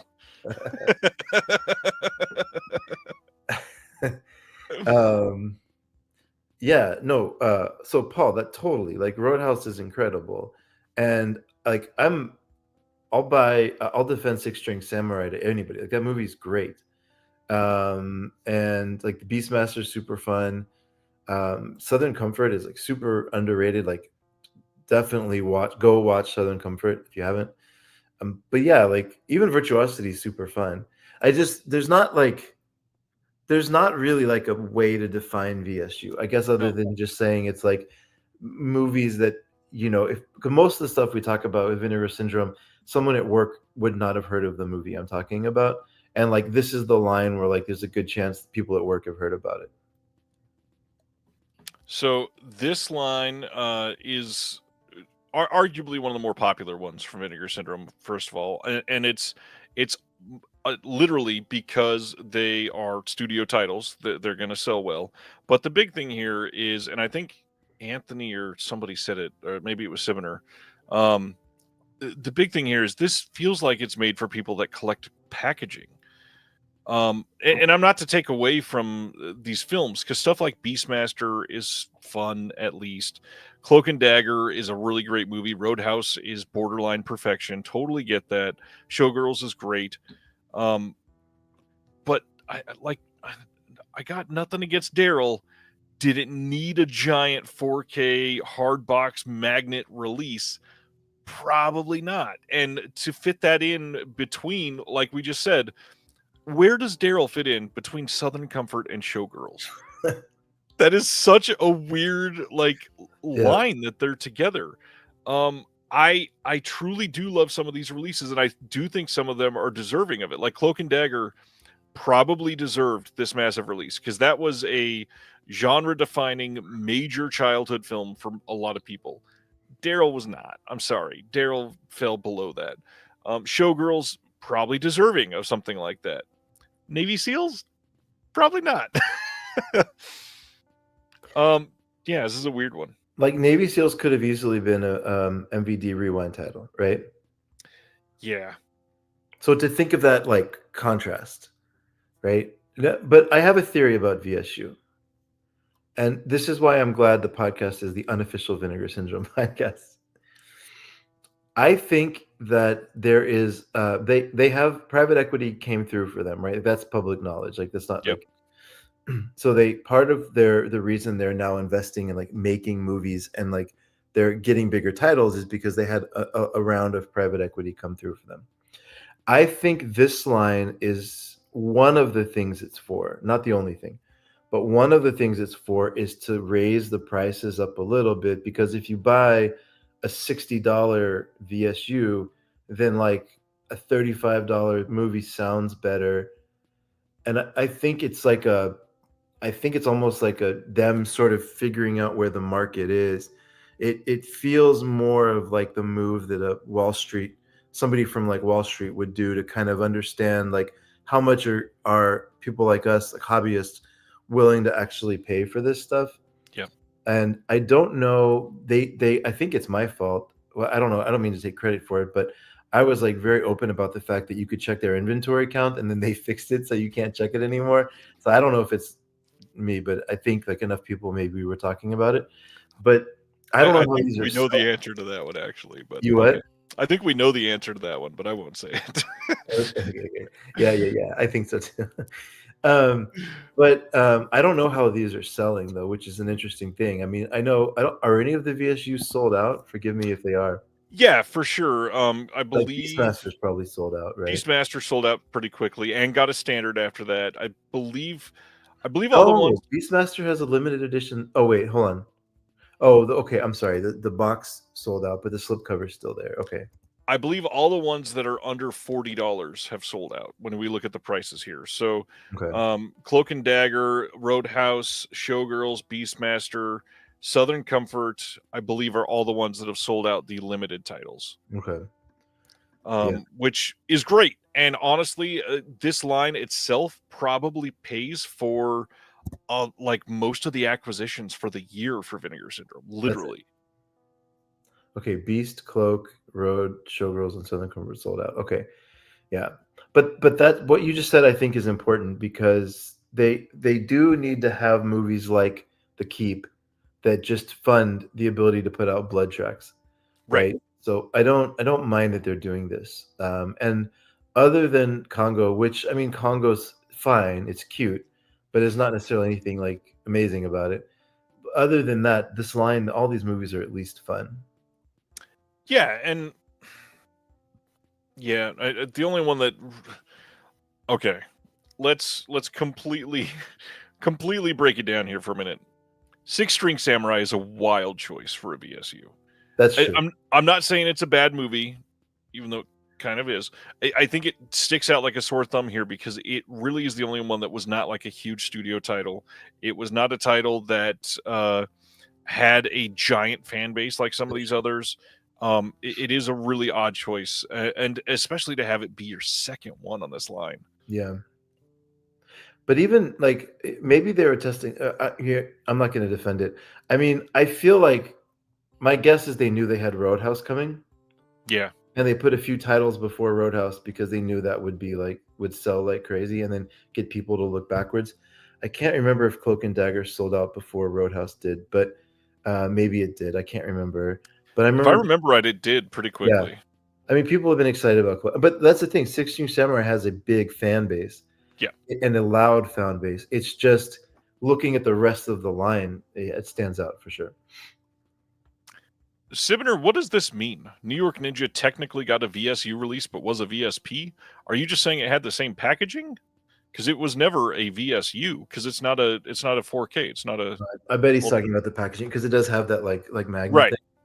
Yeah, it's not technically a VSU. It's just you just use the same packaging, and that's because they went all out with it. Yeah. Speaking of VSP, though, let's get into Vinegar Syndrome pictures. So this is the line. They don't define it at the top of the page here, but this is the line where they have at least a hand in the production somehow. So they're putting money into some of these and doing what they can to produce it. Most of these, Vinegar Syndrome will do some sort of theatrical run with it. And this is a wild, all over the place line as well. And so far, we only got 9. We've got Censor, New York Ninja, The Scary of 61st, Sick of Myself, Divinity, Riddle of Fire, 8 Eyes, Black Eyed Susan, and Street Trash. Now, this is a wild line because there's a couple titles on here that are pretty great, and a bunch of titles that I think are some of the worst titles on the entire label. Are you gonna highlight that comment or no? Happily, yeah. Only because I believe I know who this is. How are you guys having a VS discussion without the mid-level dude? He's apparently an authority on VS. Well, we'll talk about that later off air. So out of all these titles, do you have a clear favorite on these? Sick of Myself is must watch, in my opinion. New York Ninja is like super fun. Like it's a very, very fun movie. It's also like a quintessential you have to watch this because of what Vinegar Syndrome did to it title. Totally. And it's super fun.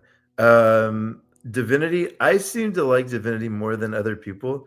I think Divinity is fucking awesome, especially because the director, it starts off as this like, is this going to be a porno? Like it starts off with like this crazy kind of like sex beginning, and this like, and then it turns into this massive epic sci-fi battle with like stop motion, clay motion, and like it takes it into like a whole like it's a very creative movie. Eddie something, I can't remember the director's name off the top of my head, but like if that guy gets a screenwriter, like he's gonna go wherever he wants to, because the script's a little bit messy, but like visually that movie's just amazing, I think. Divinity is one of 2 on here I have yet to see, but I love the way you're selling it. It's really, really good. Keith, that's interesting you talk about Scary of 60. So Scary of 61st is like Possession on Temu. Just in the sense that like they took the chaos of Possession and like it's just a very loud movie. It's like and very frenetic. I actually liked it too. I'm not selling it well, but like it's trying to sort of be Possession, and it's got an interesting tie-in to what's the Kubrick movie with Tom Cruise? Sorry, just blanking, and Nicole Kidman. Well, and not only a tie-in, like they call it as like being in the same universe. That's the crazy part. Yeah. And they tie it in at some point, and it's a very political movie. It's good. I am a Scooter McRae stan. Eyes Wide Shut. Thank you. Yeah. I'm a Scooter McRae stan, so I think Black Eyed Susan is wonderful. That's the other one I've yet to see. So good. Very dark. Like if y'all have seen Scooter's stuff, like he's willing to go there, and this is another movie where like he goes there. But it's really, really interesting topic, and he's a little bit of like a street philosopher type. Like he's the kind of guy that if you went like just sitting around 20 years old playing video games and like theorizing about life and being like, yeah, what if you took a sex doll, like could you beat the shit out of the sex doll, and like would that be considered abuse or no? Right. And then he's like, wait a minute, that's a movie. And then he goes and makes Black Eyed Susan, and he brings in like a bunch of really interesting discussion around like basically that idea, and then he goes even darker at the end, but he does it in a very intelligent way. I love Scooter McRae. And then Street Trash, I seem to like it more than other people. I think it's really fun. It feels like an exploitation movie, honestly. And and I think well, I mean, it's a South African movie, right? Shot in South Africa, fully made by South Africans, and I don't know. I think it has a similar vibe. But Ryan Kruger is we're scheduling now. Hopefully, he's going to be a guest on Punk Vacation in the future. Nice.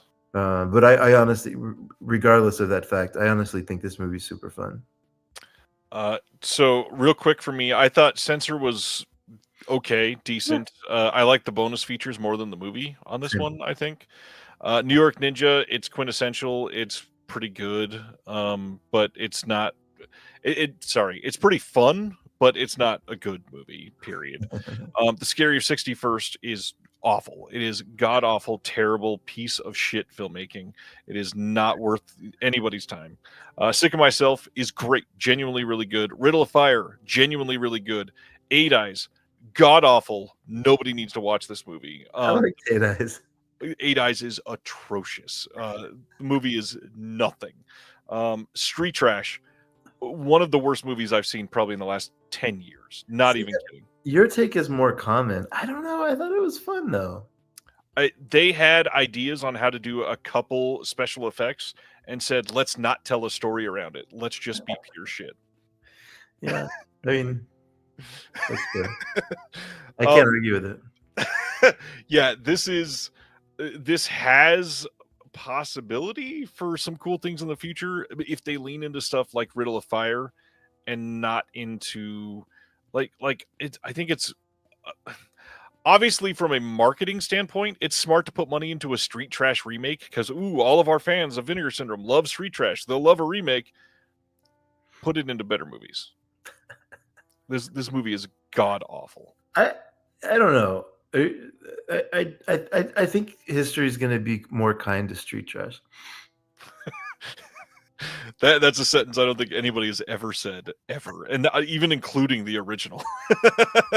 I like the remake of Funny Games more than the remake of Street Trash. I'll give it that. That's an easy bar to go over. The next one, this is how do they explain it here? So VSL is a VS sublabel that they're going to be expanding and defying expectations with the diversity of films that they restore and release. As the name implies, VSL, which stands for Vinegar Syndrome Labs, will serve as a kind of testing area for releasing genres and eras of film one might not immediately expect to come from VS. The ultimate objective of VSL will be to see if these types of films will find an audience, and if so, pursue and release more of them. And even if not, it still serves as a means of restoring more of the weird, rare, and unusual movies you might not expect from VS. So this is a very odd line. Again, they've not put out a ton of stuff.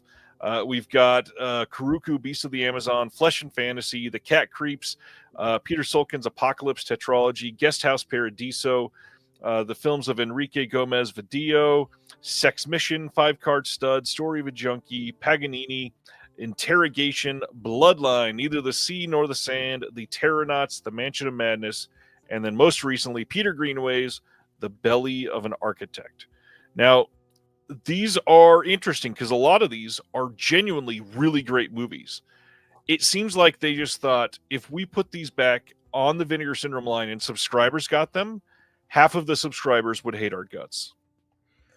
Yeah. So what's Sibner? What's your first name? Is it Daniel? It is. Yeah, that's a great comment. Sorry, it's true. A pack of gum, a single button, several paper clips, a menu for a restaurant that went out of business 5 years ago. This is VSL, the desk drawer of random things of Vinegar Syndrome. Yeah. I don't know. I can't defend the label as a whole. There are some individual titles on this that are simply phenomenal. Literally, yeah.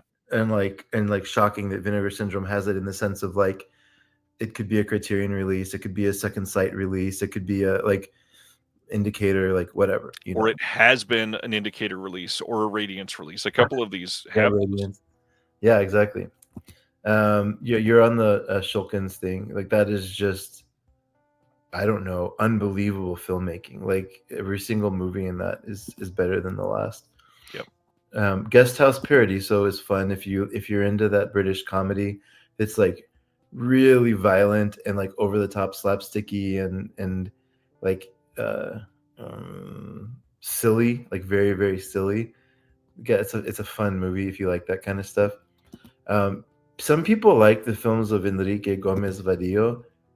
I honestly don't know what the hell they see in it. Like I'm really trying to like find, like there's one called Death on the Beach where it has like they it's just like funny death scenes, but they're not played for comedy. Like they push this person off a cliff and it just looks like this doll like and like it looks like a comedy. But it's not. And when people talk about it, they're like, "Oh, this guy's so influential," and blah blah blah. I don't get it. But then you have something like Sex Mission coming out, which is just unbelievable, and like more. I think I don't know why more people aren't talking about it. I'm assuming they just haven't seen it. Um, Story of a Junkie is like a very surprisingly touching and sweet movie. It's a great movie. Yeah, that like, and Paganini is just batshit crazy, but like in some fun ways. It's Kinski trying to make a biopic, if you can imagine, like, and like he's fully on whatever he's on for that. Some people liked Interrogation a lot more than I did. I thought it was okay. Um, I don't get the love for Bloodline. I'm going to be honest with y'all. Sorry, Ryan. Ryan, you and I seem to be on a different wavelength tonight. I'm sorry. I don't get the love for Bloodline. I was like really mad at the ending of the movie and how it ended. I was like, "Well, this is it. This is how it's ending." And then Terranauts is like silly, sort of like Saturday morning sci-fi. That's just nothing. Stakes are never that high. It's kind of charming. Specifically in London. In London. And then Mansion of Madness is this really surrealistic, like crazy thing, and I can't wait to see Belly of an Architect. I think anything that Greenaway does, I'll watch. But he's a weird dude, and I'm here for it. Like I like weird. But he did a 3. Imagine this. Like imagine pitching this. Oh, okay, Ryan. Sorry, I thought you were gonna defend it. No, I didn't like it, but some people like it. But imagine pitching this movie. He made a movie called The Falls, which is 3 hours long, and it's a what's the word, like a if you go on vacation back in the 80s and you would show you put all your slides together and have like a slideshow of the vacation. What are those little things called? Was it just a slideshow? Yeah. Okay, so like it's almost like that. It's like the series of images that are mostly static, maybe some moving a little bit, with a radio style narrator over the top, talking about 90 different families that were impacted by a mysterious plague or a mysterious event, had something to do with birds, and it's 3 hours long, and it's like played for sort of like dark comedy, but there's no narrative structure. You learn about this event as the movie goes on, but he asked his audience to just sit with him for 3 hours. It's like as long as it's taking me to tell this story. Must be brutal. Brutal. And like, but he does shit like that. Like he just always is like pushing things. So I can't wait to see Belly of an Architect. And Eugenio tells a really touching story about this one, because he was pretty involved in this release, and he actually got to interview his dad. And anyways, it's a really nice story. So I can't wait to see this one. All that to say, this to me is a really great line. I think this is actually where some of the better titles are. What's odd to me though is that they talk about this as a experimental sort of proving ground for what they could put out, but like at least a third of these feel very much like VS releases already. Like Mansion of Madness would have been just fine on the regular VS line. Story of a Junkie fits exactly with a lot of the stuff that they do, or even a VSA theoretically. Paganini definitely fits in with the regular VS line. I mean, it's Kinski doing weird Kinski shit. Like that's exactly Vinegar Syndrome. Yeah. Guest House Paradiso, you already did Drop Dead Fred. Why is this on the VSL line? True. It's a spiritual partner to that film. True. It's just some odd choices. I understand the first 3 that they put out. It was like, oh, you're actually doing like classic cinema. This is something that you've never done before. This is interesting. And then they went Polish, and that one, sure, very different than what you put out. And then Guest House Paradiso was announced, and it's like, wait a minute. This is just another line where it's like, hey, let's just throw shit together that sometimes makes no sense. Yeah. Keith Stofferson, everybody that I've spoken to that has seen that movie, The Sea Nor the Sand, really liked it. I need to get to it. I was just because I'm moving is the only reason I haven't. But everybody that's seen it really likes it. It's apparently like quite an excellent movie. It's pretty good. It's not my favorite from the whole line, but it's pretty good. Oh, you've seen it. Okay, thank you. Want to point out too, some of these that we didn't get enough attention to the first time. Primarily 5-Card Stud. This is one of those films that is wild that Vinegar Syndrome released it. Yeah. It's crazy that they have a film out with that cast specifically, and it's the first thing and only thing they've done from that genre. Again, the Apocalypse Tetralogy is a really, really exciting thing that they put out. Story of a Junkie, though, probably one of the most surprising titles from this line. It looks like an odd title, but one that I think most people that see it will find something to truly enjoy with it. Yeah, it's very good. All right, and that brings us to the capper, Vinegar Syndrome Archive. Now this says, the Vinegar Syndrome Archive sublabel celebrates 4 forgotten cinematic oddities from the video store era. This collection was inspired by our own brick-and-mortar video stores with locations in Bridgeport, Connecticut, Aurora, Colorado, and Toronto, Ontario. And so they're leaning into the video store thing. But, oh, man, the titles on this line, there have been quite a few. We're talking everything from Crack House to Women on the Run to Lifeline to They Call Me Macho Woman to Champagne and Bullets. There's been some rather well-known titles in here. And when I say rather well-known, I just primarily mean much more known than the rest of the titles on this line. But there's been some titles on here that nobody had ever heard of, basically, before they were announced. The big thing for these is that they sell out, and there is supposedly no standard editions, although they're starting to do some on the VSMC, where you can buy them with your points rather than purchasing the film again. Okay. A lot of their older titles on this line used to be like cheesy action movies or cheesy horror movies or just straight cheesy movies. But now, as Chris said earlier, we have kind of left from the cheesy action film line to suddenly this is like a lot of Asian films coming. And nothing against that. I truly enjoy those, but it's been a weird ride for VSA. So how do you, Chris, how do you define VSA?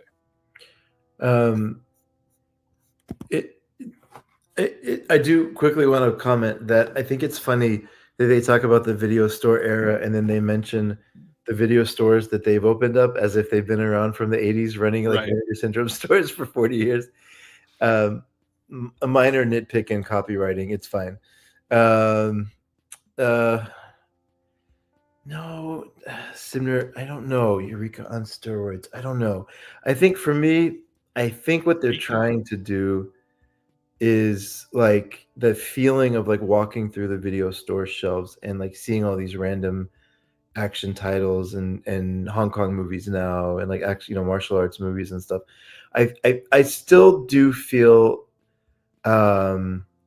like they're if you think about their whole catalog like laid out on the shelves, it kind of makes sense, right? Because you have like the Jalal Mary section, right? Or Jalal Mary or whatever. I don't know how to say his name. I've never heard it said, but like you've got all those like Billy Banks movies and stuff, right? You've got the Cynthia Rothrock section, and then you're starting to now get into like the Hong Kong section. So like I can kind of see like if they're trying to recreate, because it does seem like they go section by section in a way. So that's the best I can wrap my mind around what this line is. Yeah.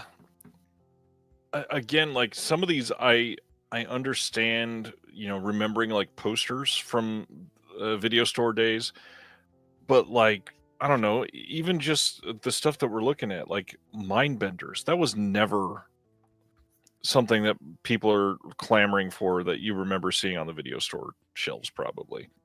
No, and this is not to defend it because Mindbenders is not that great of a movie, but like it's like it. I do understand. I do think it fits in the description in the sense of like you're walking through a shelf and you see a random movie that like you would have never seen otherwise. It's in like this local video store. It's like a regional thing or like a, like you have these independent video stores that were curated by people that loves movies, and so you get like that style of thing, right? I don't know. I can kind of see it like that. I actually really like what Sibner says here. He says, my video store is mostly what Cinematograph is putting out, and I would agree with that fully. Yeah, I mean, I can't. I wasn't in y'all's video stores. And VSU, I guess.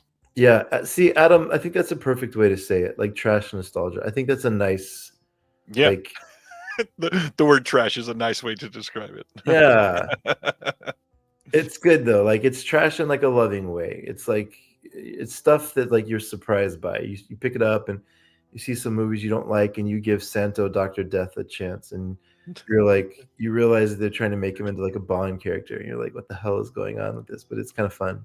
Well, and that's the thing. A lot of these are fun. It just feels so weird to put them together. Yeah. And it's certainly not what they originally called out with the label. The interesting thing too, we haven't even gone into it, but it has very specific packaging. It's got like VHS style pull off the top packaging, and they all come with a poster. This is the only line that comes with a poster on the inside. It's not a huge poster, it's a folded poster, but it is one that they're trying to lean into that video store feeling of putting a poster in there. And I don't know. I mean, some of these titles, again, not great. Some of these titles are very nostalgic. I mean, like the Martial Law series, as I come across it, that one makes total sense on what they originally announced this for. Action USA, less so, but when you watch the movie, it feels like it. And then you look at the House of Usher, and it's just not the same. If there was ever like, my hope with this line is that they get into like a JCVD situation, or they get into like maybe more Chuck Norris movies or something. Like I hope they eventually can kind of afford those style of movies, because it'd be fun to see. All the Cynthia Rothrock stuff I think sold pretty well, and the Jalal Mary stuff sold pretty well. So I hope they kind of keep going in that direction. Yeah, I totally get that. Not my style. I don't want more stuff like Jalal Mary. I do love the Asian stuff they're putting out, though. Yeah, they're fun. I mean, Action USA in my very objective list of my top 100, I think, is in the top 5, or for sure in the top 10. Like it's one of my favorite movies of all time. So genuinely incredible. That was the movie, yeah, that got me into Vinegar Syndrome to begin with. And like Spellcaster's fun. I don't know. But oh, hey, what's up, Chris? That's the other Chris. Yeah. Yeah, good stuff here overall. Well, not overall. Some good, some bad. I have not been fond of the limited and then it's gone model with this. I know specifically like a lot of people are talking about Champagne and Bullets today, and I'll scroll up just slightly to cover it. But I mean, it's a film that has Wings Hauser that people want on Blu-ray, and they only did like 5,000 copies of it, and now you can't get it for less than, I don't know, like $140 on eBay or whatever. Yeah. Why is that a thing? Yeah. I mean, why would you turn down standard sales, right? I get it. Right. Champagne Bullets is worth $140, though. I would disagree there. I think it was made for $140, but it's and that's after leaving a tip. It's so fun though. God bless that movie, man. I love, like, I don't know, the guy made his own theme song. Like that movie's fantastic. All right, my friend, that means time to get into like some overall rankings on these labels. So if that's what we're saying, we are ranking these 6 lines. What do you have at your number 6, least favorite of the VS sublabels? Youngest, least amount of titles, still trying to figure out what they are. DeGausser's number 6. No shade on it, but just Distripix would have been number 7 if we had included them. But I think DeGausser's number 6 for me. What about you? My number 6, primarily because of the hit rate, is VSP. Right off the line, I think that this has maybe the worst films in the entire VS catalog. Yeah. Primarily street trash. It is that bad. Yeah, you're angry at VSP. I was angry that I took 90 minutes to watch street trash. I think that they do have some really good ones in this line, but the fact that they've got like 4 that I wanted to put a fork in my ear after watching. They had to be the bottom of mine for I sure. mean, VSP is next for me. It's the next one for me. So yeah. Oops, I did not mean to do that. Okay, so that's perfect. So my number 5 is DeGausser. The big thing here is like they won me over with Cannibal the Musical and Redneck Zombies, but the quality alone is really not great on this line. Yeah. And I if they're going to do it, I want more of the titles to feel like Cannibal the Musical, where they've got all of the extras to really beef up the release to make up for the lack of picture quality that you're able to get out of it. Yeah. Next up for you, number 4. So I want to preface this because when I ranked every movie that Kurosawa made, people would get really mad at my like number 13 movie from Kurosawa. And it was a 5-star movie for me. So like it's just a matter of like filtering things that I like. Right. So I want to say everything from here on out I like, and I could defend in almost any position. That being said, number 4 for me is probably going to be VSU. That's probably the next one for me.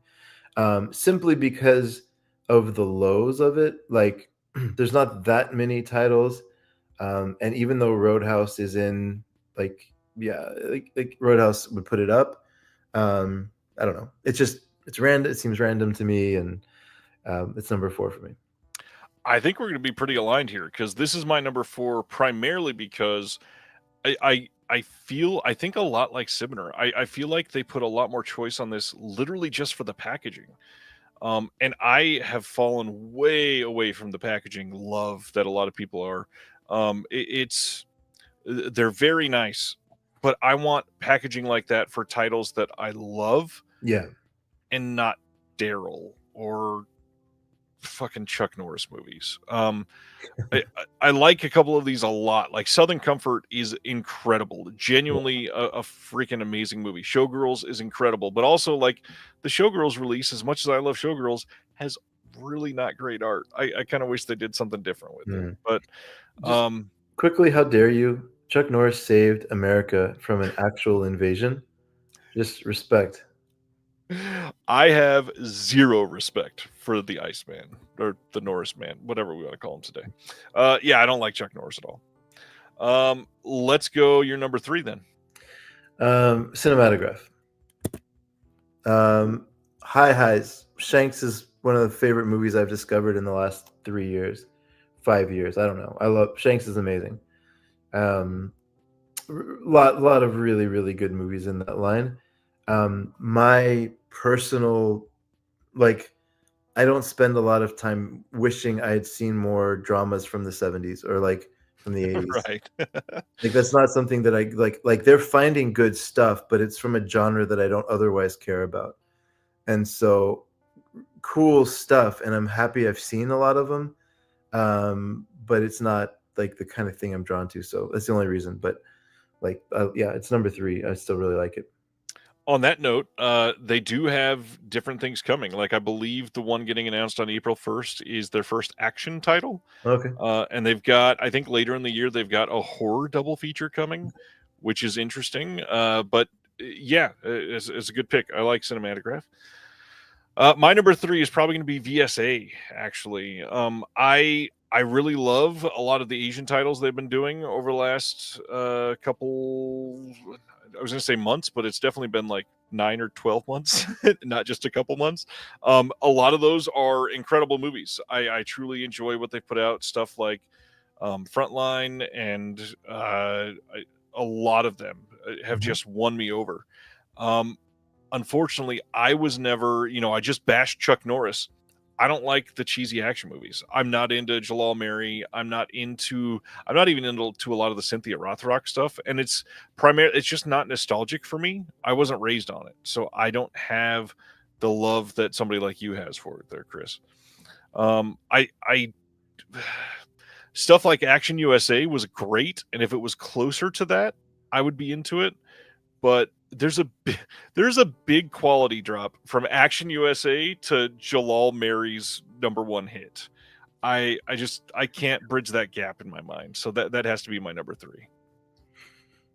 I'll come back to VSA in just a minute. Number 2, this was tough for me because I'm a Gemini. Like I've learned later in life, I'm a Gemini, my astrology sign. And the more I learn about that, like it's really my personality. So I have like 2 sides competing all the time. But one of them is going to be like the art house stuff. And so I'm tempted to put VSL at number 1 because of like the Shulkin set just alone. Like it's tough to get better than that as a collection of movies. But VSL for me has a lot of like range. Like there's a lot of movies I also didn't like. So, or there's some movies I also didn't like, not a lot. So I'm going to put it at 2. Interesting choice. I can't wait to hear what you say about VSA. I'll talk about VSL in just a minute. My number 2 is Cinematograph. I think that they've had some excellent titles. I do like that somebody in the U.S. other than Cape Light is trying media books. I wish he would have tried a little differently than he put the thought into this packaging. I love the whole let's do like a custom disc tray for our releases. That's cool and all, and I do think they're higher quality than a lot of them. But I mean, the art choices on these have not all been stellar. The films, there's a couple that are lacking, but a lot of them are pretty great. It is a line that's had some pretty good special features, not something that we highlighted earlier, but Justin definitely has some good choices there. Yeah. And the big thing, you've got a guaranteed booklet of essays in every single release because it's a media book. And I do like myself some essays. So that is my number 2.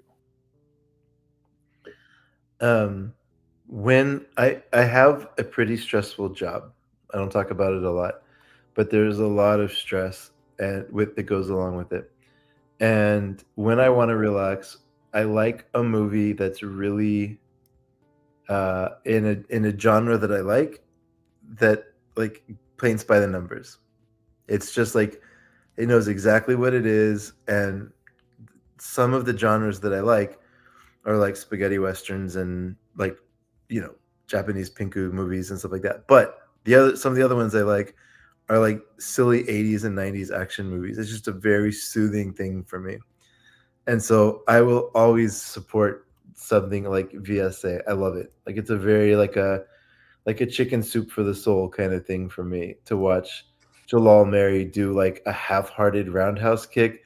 And he's supposed to be some like superstar like martial arts guy in Brazil or something. Seems like he bought that title. I'm just gonna say it. But like I kind of like it. Like Cynthia Rothrock doing a kick at half speed. Like I kind of like it. And then they're getting into the Asian stuff, which is great. Like they put out Hero, right? I'm not crazy, right? Yeah. Or my father is a hero. I mean, sorry, The Enforcer, and they put out Love on Delivery.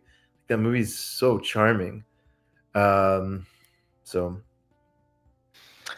I get it. It's not a bad pick. That leaves for me number 1. I've got VSL left, and so with VSL, my big thing is I am a big fan of variety. A grab bag label is literally perfect for me. We are all over the place with time that it was created, genres that it was created, countries that it was created in, and I think this line truly has the highest highs, and even the lowest of the VSL is not like tripe, which some of the other lines have some genuine like this movie is just truly terrible. So yeah, I think the VSL, it's got a higher hit rate so far, and I'm totally fine with it being a proving ground, I guess, but also I don't need that. Just put it in the VS line. I'd be all about that. And I know I'm weird. I know a lot of people aren't that same way. And, I think it was Wave pointed out earlier, a lot of the VS subscribers are literally over the last couple of years complaining about reading subtitles.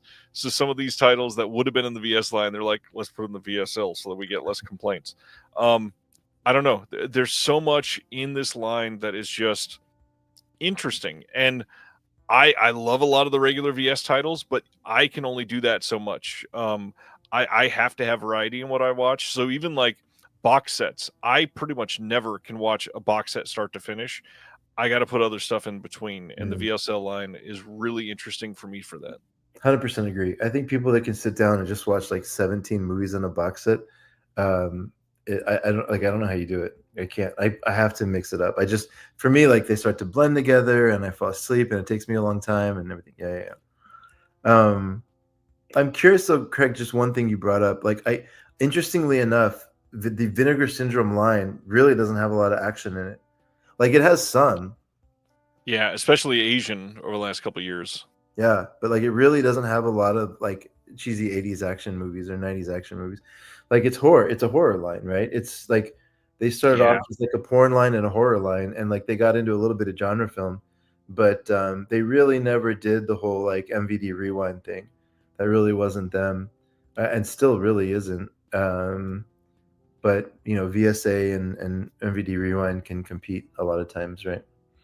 Well, and the next question that Craig just asked is let's be honest here, the real reason many of these sublabels exist. You have subscribers, you can't just give them all of the films as part of the subscription for free. So they created a lot of these sublabels just to be able to sell more movies. And when you're putting out 4 on the main line in a month and then 6 sublabel films in a month at the same time, like you just want to make more money, and that's okay. Nothing against that. But it's really hard to justify those sublabels when some of those titles literally make perfect sense on the main line. I do think that if there's a critique of the sublabel as like a whole, that I think has come up a lot tonight. They're not super selective with what goes in each sublabel. Right. And there's a lot of people in this hobby that are pretty OCD about that kind of stuff. And like, I'm not even going to throw stones because there's times where it like hurts my brain trying to figure out what a line is about or sublabels about. And so I do think that's a miss from them a little bit. Their curation is not super precise. And that's the thing. There are certain labels, and not just because Craig is here or something, but I'll say like Deaf Crocodile, I know I can trust their curation 100% because it's been pretty much every single title has been a hit for me. Mondo Macabro, I can trust their curation almost 100%. Vinegar Syndrome, that's not that type of label. They're releasing so many things. There's going to be films that you literally hate that they're putting out. There's going to be films that might be one of your favorite discoveries over the last year. Likely, you're going to have some months where you have both of those together, and that is not enough to be able to say that you trust them. Yeah. There's an interesting comment about the getting away with the subscription altogether. Before we go there was a comment that Ryan made up there about never heard the love for spaghetti westerns explained that way. Thank you for saying something, Ryan. I know we've been frenemies tonight, but spaghetti westerns are the best, and I appreciate you saying that. But the subscription thing is interesting. I actually do think there's going to be a change in the subscription model. I mean, I don't even think that's necessarily like private information. He was more or less indicating that something would happen, right? On your Discord. I imagine behind the scenes they're trying to figure that out too. Because all honesty, do you think Joe Rubin, ever thought that the archive that he bought would turn into this? Right. Like he's got to be pretty stoked at what this has turned into. And I do that's kind of cool. Like, as a business owner, like that's a success story, right? Like they just went in and they bought an archive and they're like, what do we do with this? Like, I don't know, let's make some discs. And then they put out porn for a while, and then they put out other stuff, and like they've kind of grown into this. So like it's a success story, right? And like I think Yeah. we're watching them in this transition stage right now where they're trying to figure out what they're going to be next. Um, so we get into a lot of conversations like we're having now, but that's why I'm still a subscriber, and like that's why I still support them and kind of like them. Is they're imperfect, but like coming from the startup world, like every CEO of a startup is imperfect. Like that's very common. Right. And that's not necessarily the bar to make a successful business. And the people that work at VS, I mean, you don't have to listen to Punk Vacation, but like if you do, you'll hear they love movies, and that's cool. Like there's careers for people that like really love movies. So I don't know. So we've covered a lot tonight from VS. Let's end on this then. It seems clear through what we've heard and through a lot of complaints that they want to change up the subscription. Let's be honest, they're never going to get rid of it. They make far too much in one go to get rid of it. It's the influx in cash they likely need Yep. to keep it going at the rate that they're going every year. Literally, like signing these Paramount titles that they're doing takes a lot of money to cover the restoration stuff, to get the actual licensing. 4K licenses are not cheap. They're going to do that. So in your mind, and I'm sure you've thought about this before, so I am going to put you on the spot. How do you fix the subscription?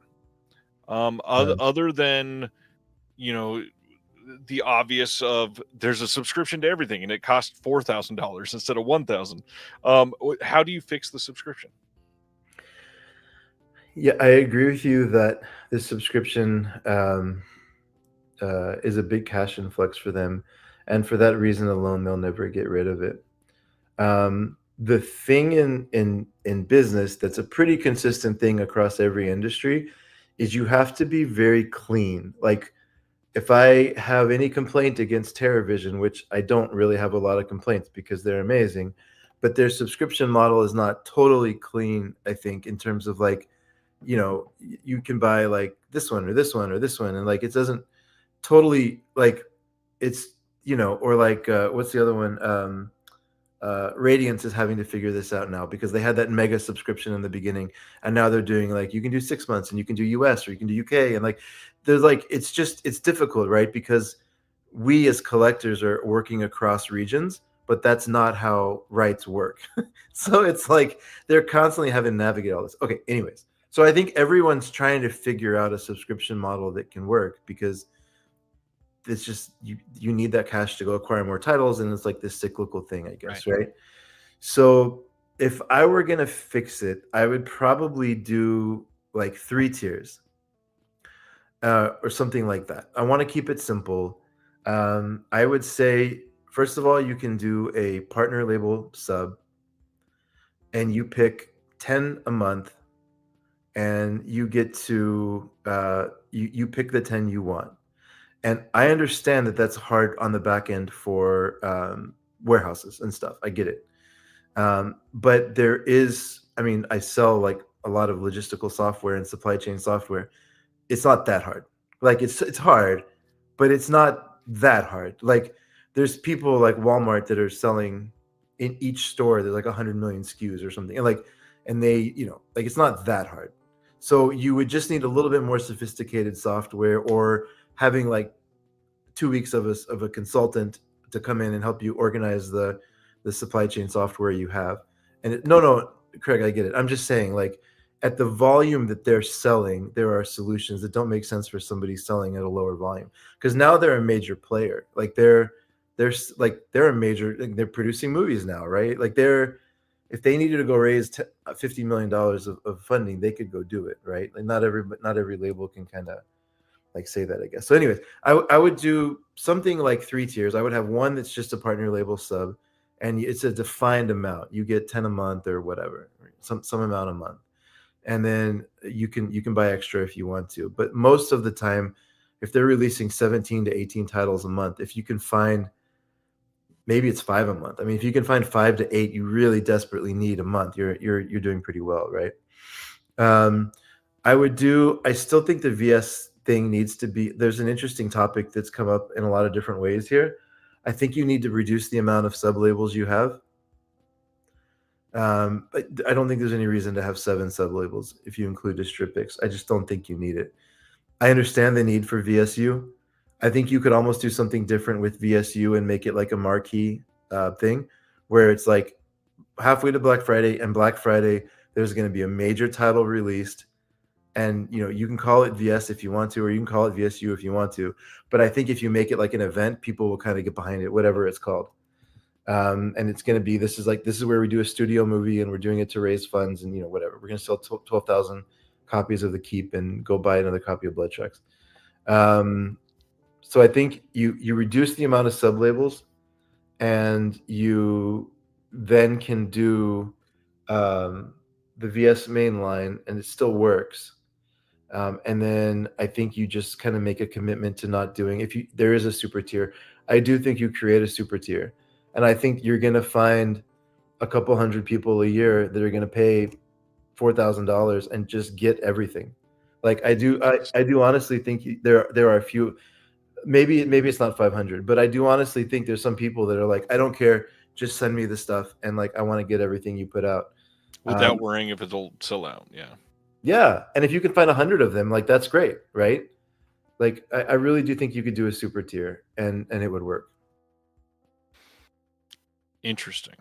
And then Chris leaves immediately. I mean, it's an interesting idea to think that so many people would sign on in that first week of the year to literally get everything and be able to bankroll that.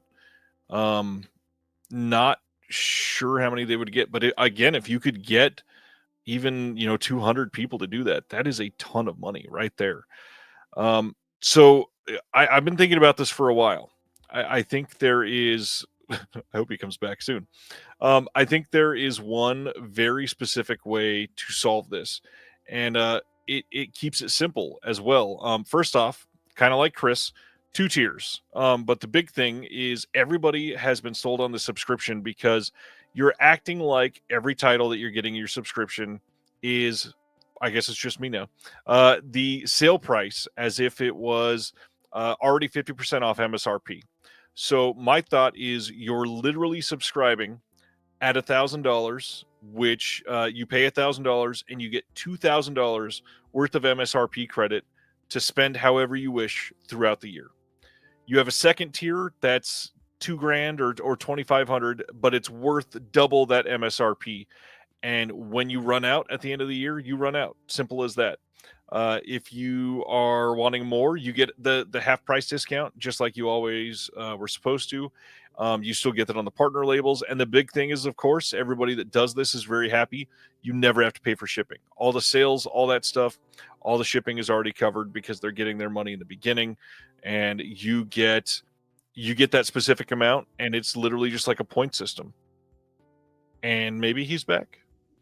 There he is. I called my shot and I left. It was perfect timing. Sorry. So I don't know if you heard any of that. I called out a credit system. There's 2 tiers, $1,000, and it gets you essentially $2,000 worth of MSRP credit through the year. That's my idea. And then there is a second tier. It's either 2,000 or 2,500, but it gets you literally double that value in MSRP, and you still get half price discounts for everything and free shipping. Like, that's the obvious way to go. Then you get to make the choice. Do you want to choose from the sublabels? Does the Vinegar Syndrome mainline look like crap to you this month, and you only want the VSU they announced? You have the MSRP to make the choice with. Yeah, it's a good idea. I think that actually is a really good idea. The other thing is, if they're selling all their stuff at 50% off, like I'd be curious to know how much they actually sell at. What are they, like 20% off or whatever, they 25%, whatever it is, like, versus 50% off? Because if you're selling 70% of your inventory at 50% off, then at some point, like, I think just lower the prices too, and Yeah, just, be honest. yeah, be honest about it, right? I would like that. And then I think what you're talking about could work great, because then you could sell it MSRP if it was $29 or $27 instead of 60. Yep, exactly. Well, this has been fun. We always talk about VS in a lot of different ways, but dissecting the lines is not something that we've ever really done. So I'm Nice. glad we were able to do this. Yeah. Thanks for having me on. No, it's not quite one of your 8-hour epics, but it's still, we're pushing 3 hours, or no, we're over 3 hours now. So Over 3 hours. yeah. Thank you. What is your most engaging social media you'd love people to follow you on? It's tempting to say Instagram because I get a lot of dopamine if people follow me on Instagram and like and comment and stuff. So like I'd love that. But I just have this like love for this pet project I'm doing on Reddit. So like, I will never make any money off what I'm doing. So I'm not like selling anything. I just really am like obsessed about talking about movies. And if you go to the Instagram, it's Punk Vacation Podcast. I think it's I think it's Punk Vacation _ podcast.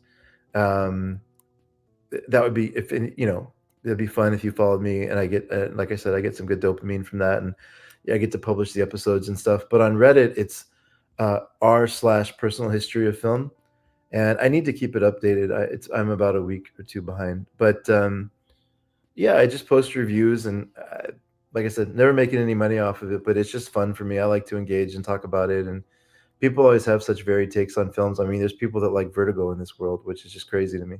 Yeah.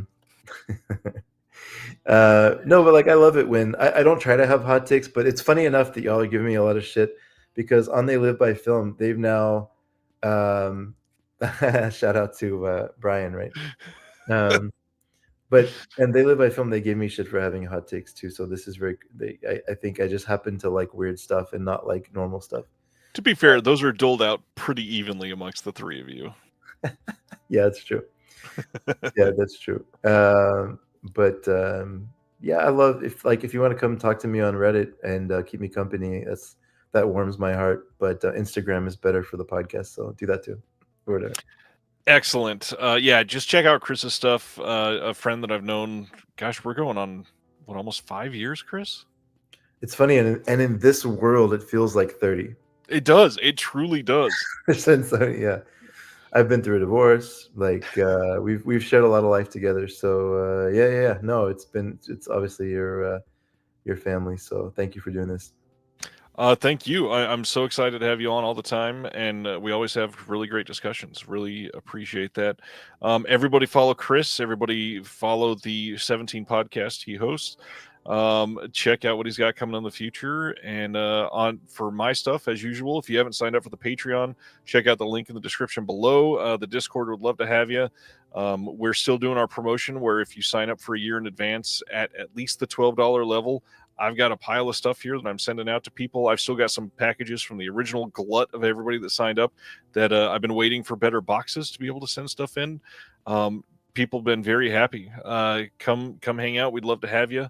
And on that note, I guess we'll see everybody next Thursday, where I guess I can say now, and a reminder to Craig. Craig is our guest next week, so come hang out. Thanks, everybody, and be safe. We'll see you next week. Thank you for watching The Disconnected. On the way out, make sure that you are subscribed to the channel, that you've liked the video, and that you've copied the link to be able to share with someone else that may appreciate this.